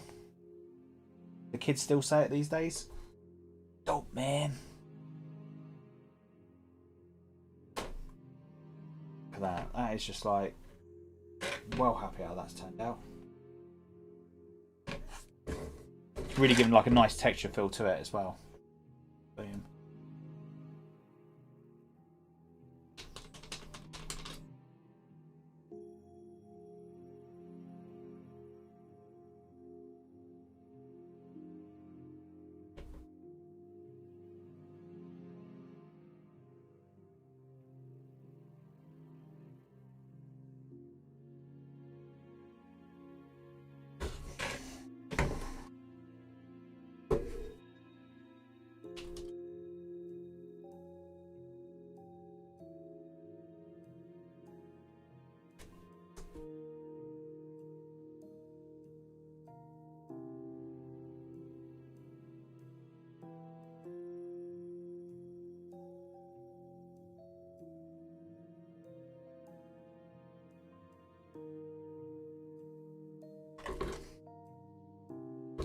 So the only thing I'm not really happy about is just that bit there. But as I said, it is oil, so we can manipulate that to the way till we get it to how we want it. Just there. Let's tap that down. Yeah.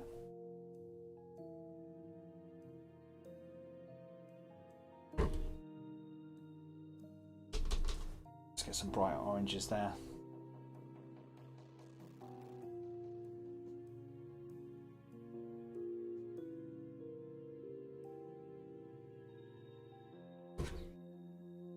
Yeah, very, very happy on that.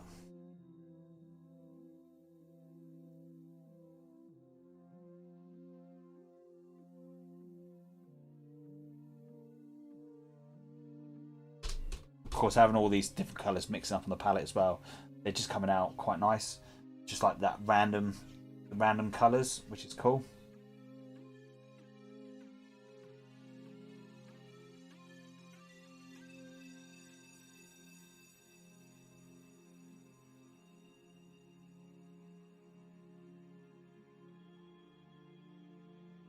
Yeah, I'm happy about that. As I said, like the 100th time. Yeah, I'm happy about that.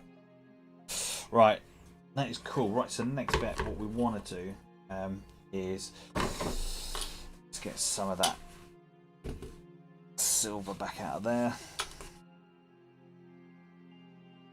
I think I might have messed up. I left that in there a bit too long. So it's a great little one of the Coke cans I got left over. I use it to say, yeah, it's too much. Poop. Do I have another Coke lid? Probably not. But what I do want, some Salsador.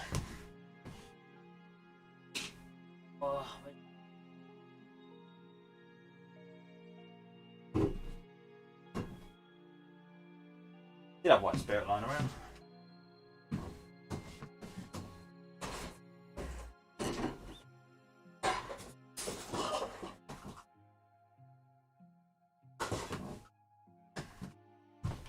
Okay, so we've got some old yogurt pot, and I'm going to use white spirit just to save, not kill it, but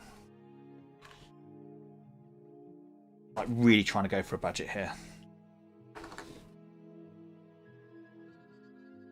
Add a little bit of white spirit into there, like so. And then we want a good brush. Let's see if I can pull my brushes around without knocking them everywhere. Right, let's go with that one. Nope. So what's that one? That's a shade brush. There you go. Soft enough. Just want something that's nice and fluffy on my fingers. Perfect. Okay. So what we're going to do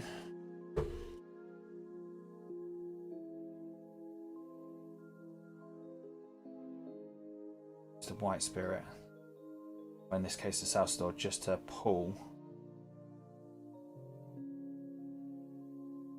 down a bit, just so it gives that streaking effect.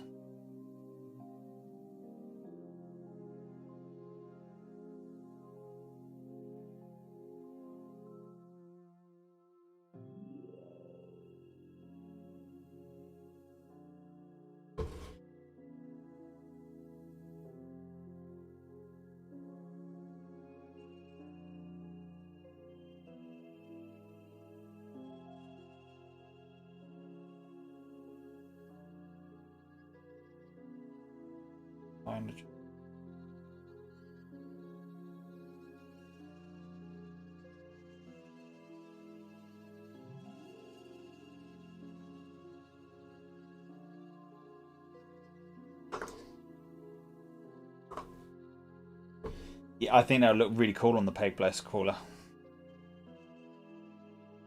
Something so simple.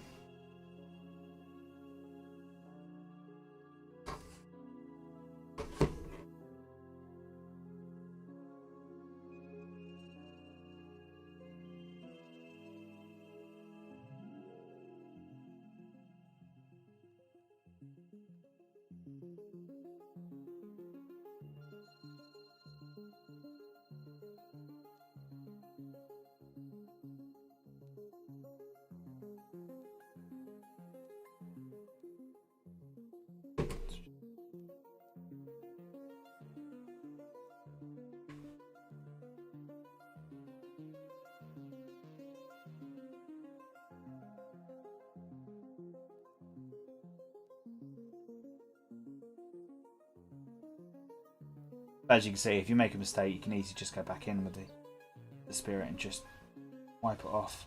I'm not trying to wipe it off, I'm just trying to give it that streaky effect. Like the rust is running down.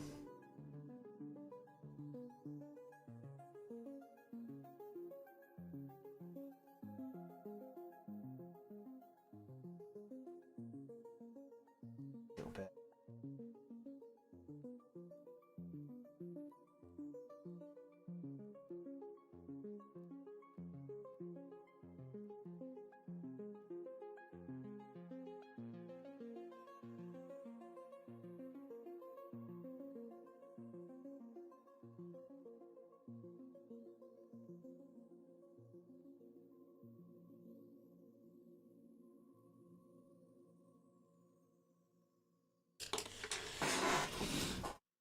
Sheet, get the air dryer out just to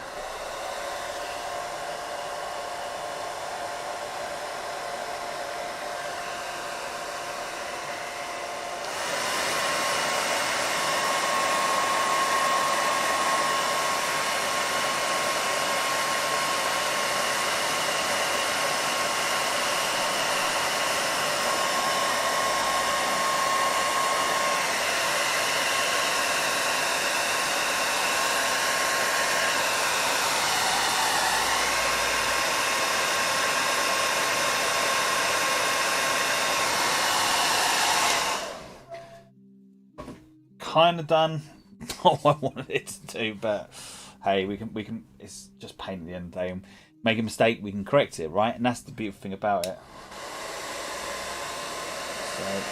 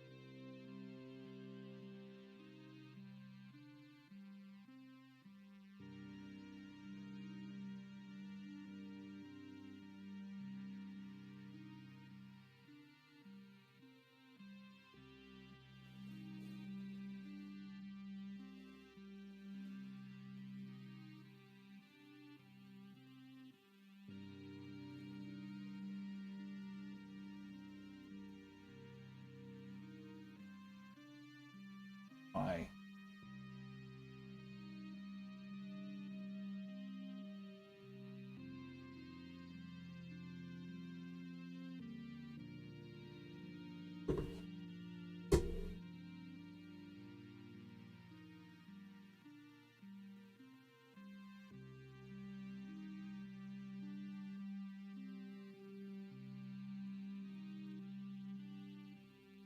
A little bit of texture to that.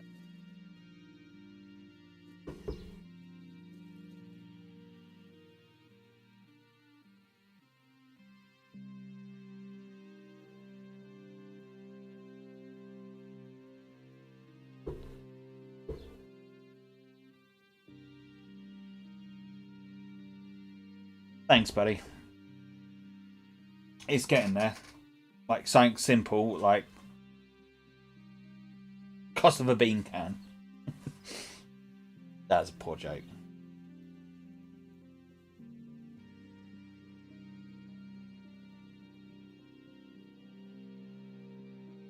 As you see, as you can tell, I'm going to be going to the Apollo very, very soon. As my little girl would say, my dad jokes.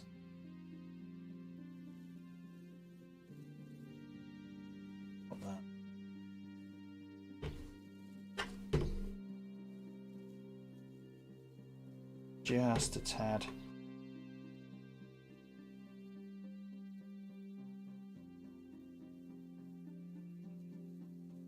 Just around there. That's just to break just that harshness down a little bit.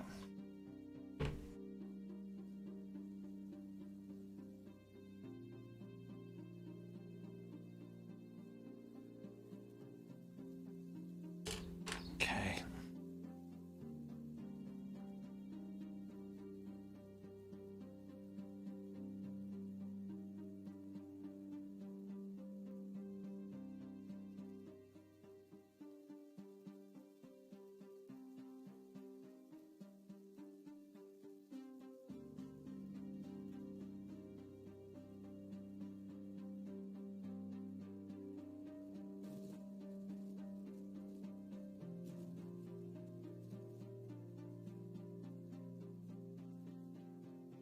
Just going to add some texture into that pipe. I'm going to go with some.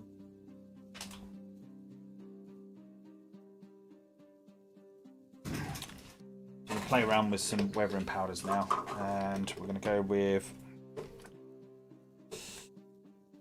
oxide rust. Let's go with that. We need the right brush for this. An old Games Workshop one would be perfect.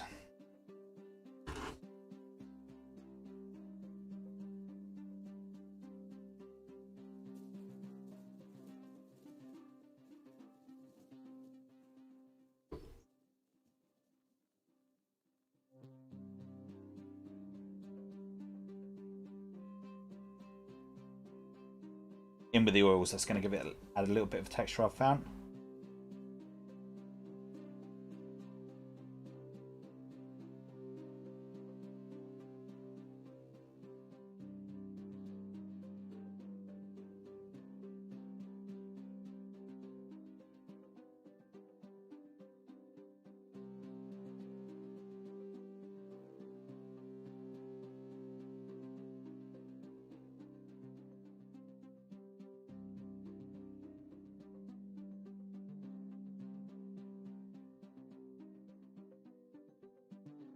Don't know if you can see that, but that's like really bringing out that.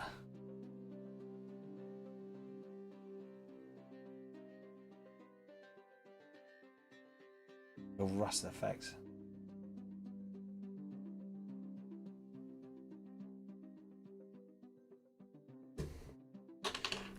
Want to seal the deal.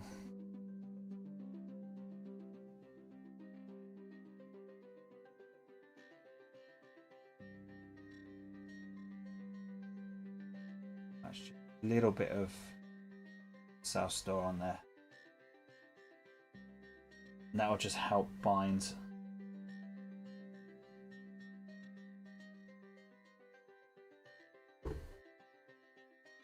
Sorry, man. Get that over.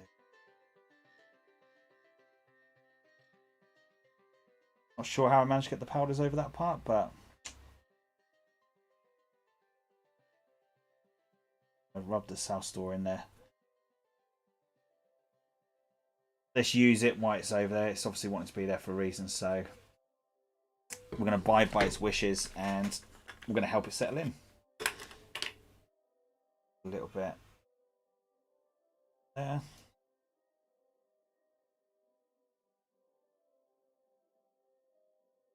A little bit of powder up on that part.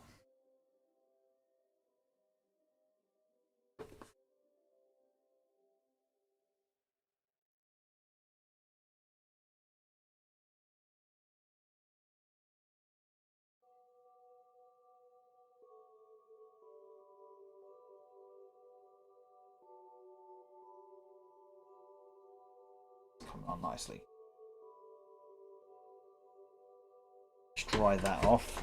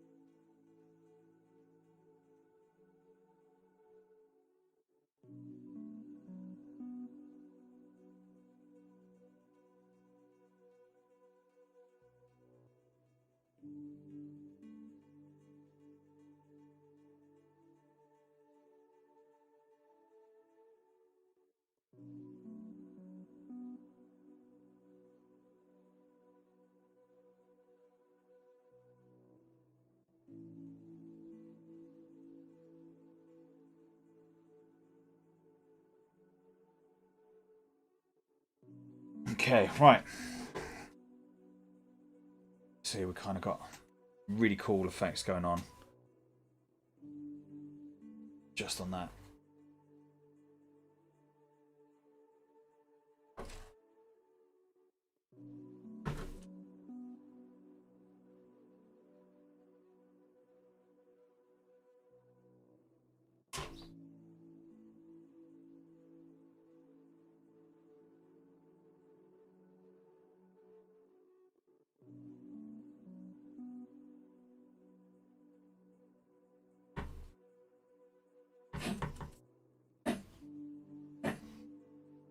Just add a little bit more colour into that pipe work, and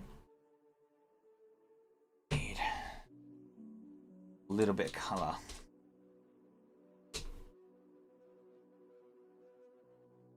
of colour going around there, and then and there. Boom. So already you could use that as a nice bit of terrain, and that would work quite nicely. So next up, what we need to do is we need to think about the base. As I say, it's got to go on the board it's going to go on. So let's go with my pre-made primer. Love and money, I can't think what I've done with it. It's just always the way. It would be just right in front of me and it'd be like, oh man, where are you? Just hate that when you get something, you know where it is, and you can't find it, and then when you don't need it, boom, there it is, like reappears like by magic. And I just swear it just does it just to irritate the hell out of me. But it's cool. I'm gonna rise to it. Not today, sir. We are not letting you get to me.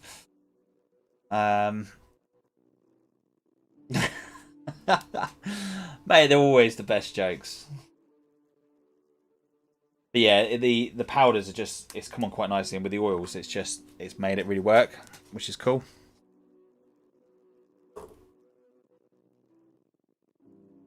So let's do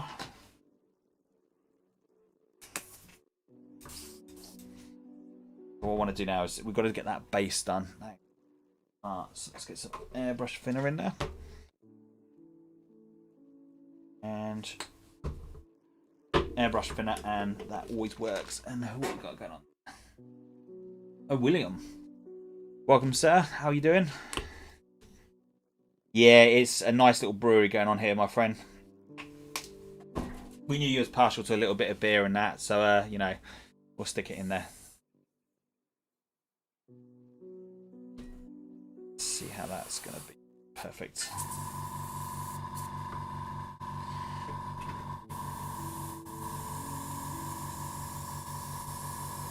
This is going to be one of those that I need to keep just putting it back on the mat just so I get the colours right.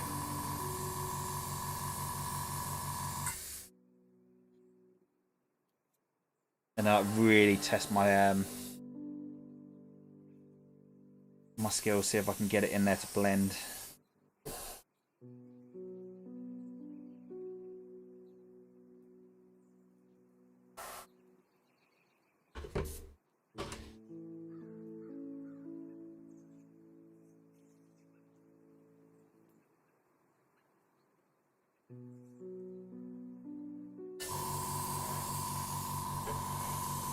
As soon as you start taking away the blue base, it really does make it start changing.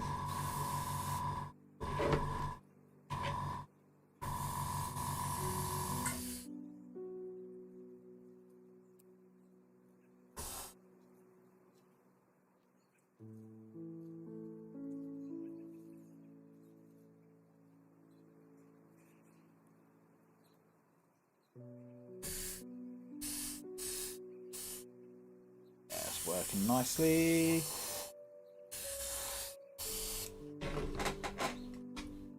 May even just work on the actual base on its own.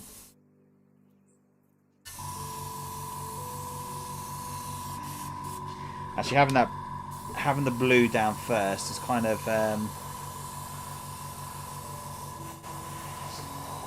might actually just fit with the mat just on its own. Which would be really, really cool if it did. It's kind of like, yeah, don't be so lucky.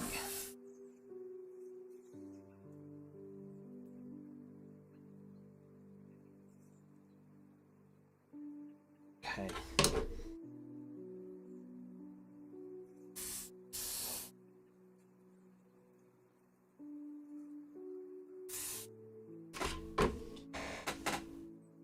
Let's get the...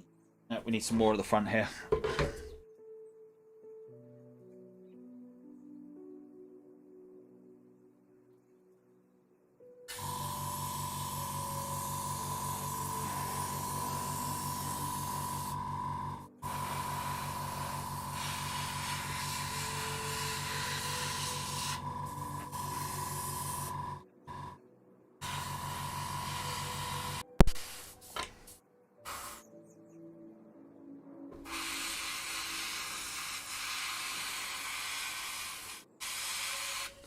Boom.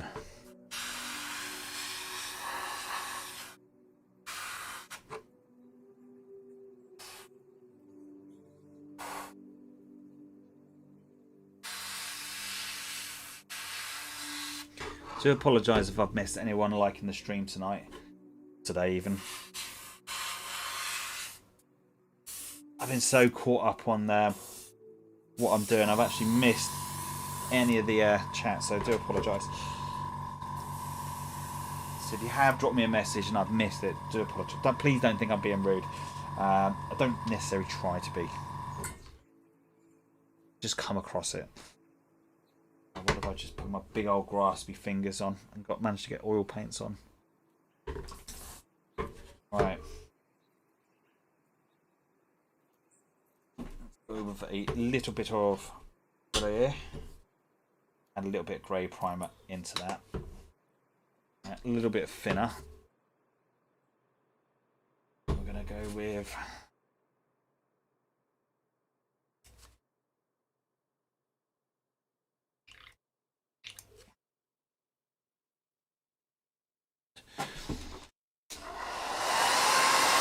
Wide it up a little bit.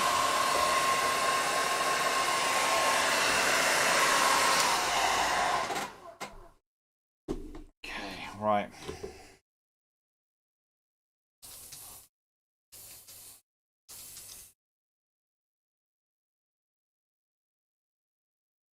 So we want to add a little bit of dust onto the bottom bit of the model.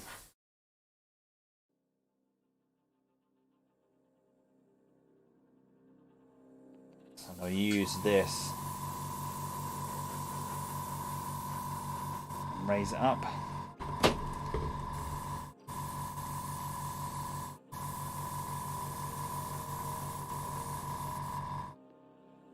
Hopefully that makes sense. So it's not like I'm being lazy, it's just that the natural dust that will be coming off the actual model itself, off the ground.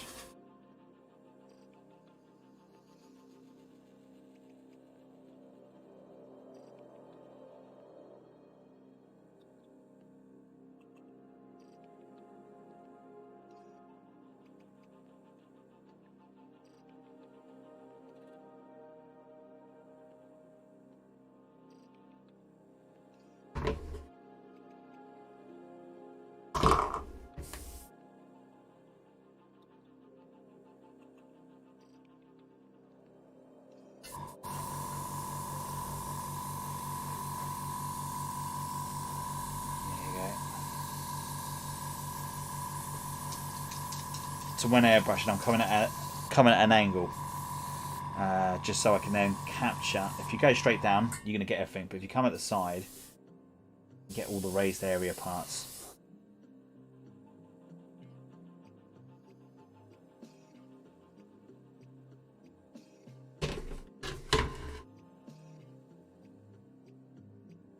It's just like...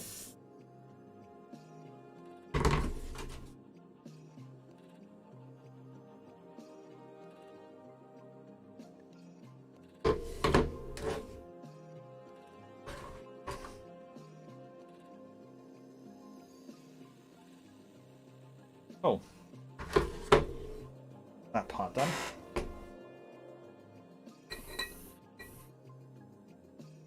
Next up, what we're going to do is we're going to do some dry brushing for the next parts. And then we can put some like natural stones on there. Put a matte varnish over it, and then boom, it is tabletop ready for a nice bit of terrain. And I suppose the real test would be to see whether or not it actually works with the actual matte. So it might just be a case of just have to keep playing around with the colours until I get the right colour for the matte. Because what I don't want to do is make a bit of terrain where terrain looks good, but it doesn't look right on the matte. This was the whole idea with this, because obviously the terrain has to be to an IT. It doesn't have to be to an ITC format, but I know people like it to be to an ITC standard. But I don't want it to be like every gaming mat you go to is like all exactly the same. How bloody boring is that? Have some creativity and some imagination on what you do with your stuff.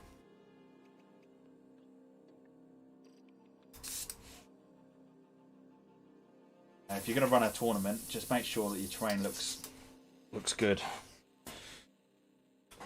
Okay, right. Let's give a nice matte varnish. I need to blast the hell out of this.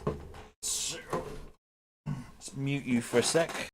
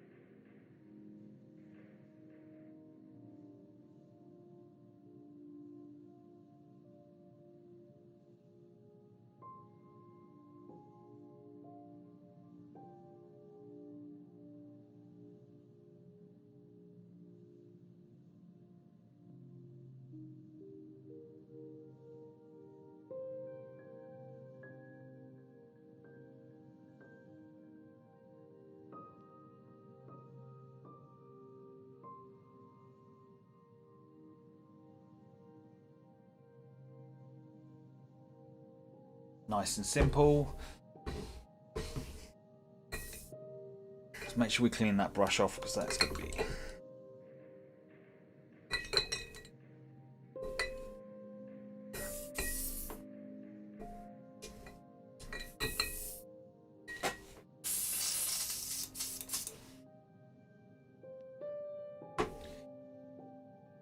Always important to make sure you clean these straight after you use them. And as you can already tell, I've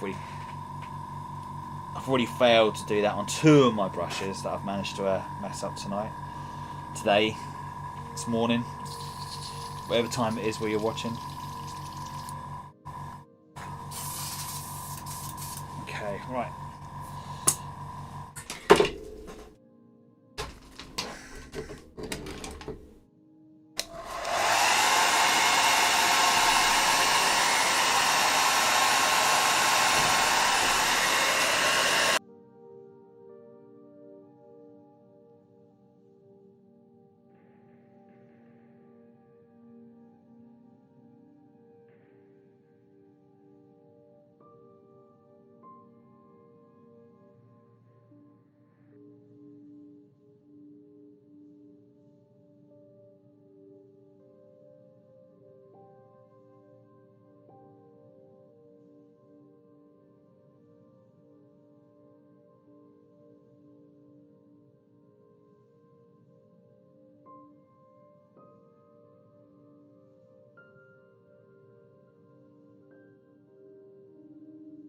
Okay, right.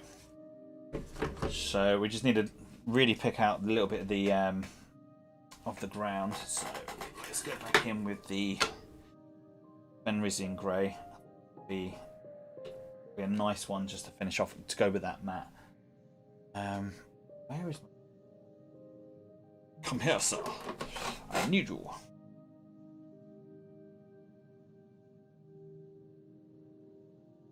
So we want to go.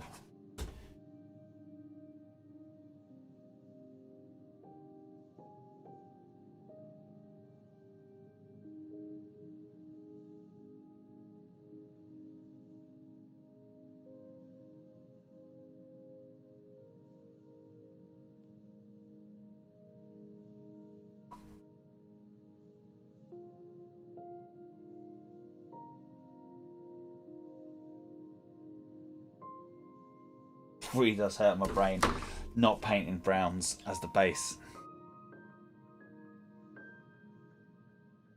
That's really drive me crazy. Have a good one, Pip. See you later, pal. Just gonna a little bit too heavy there, but never mind. It is what it is. Not going to worry about it. Just going to keep going.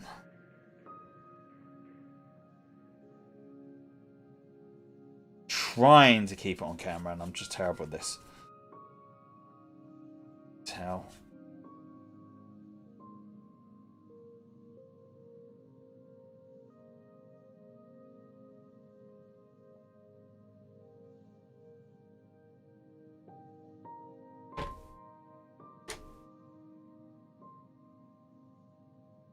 Boom. Nice, awesome rain for the battlefield. So we're just going to add a little bit of stonage to this.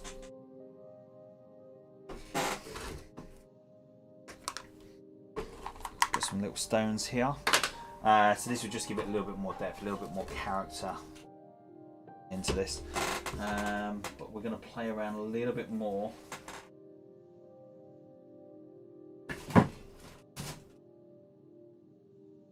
Gloves.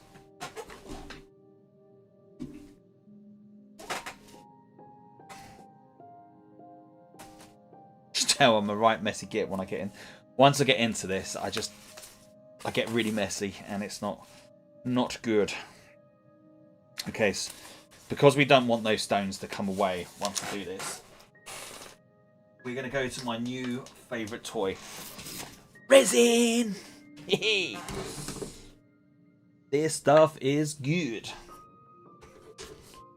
So what we're going to do, I'm going to put A little bit of resin.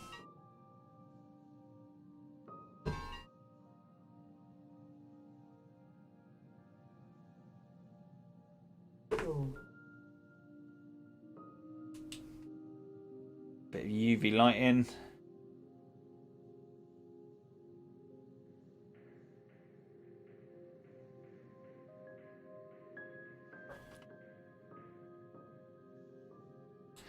Okay, that is where we're going to end tonight's stream. So thank you very much everyone that's watched, and hopefully I'll post some of these pictures up on Facebook, so make sure you follow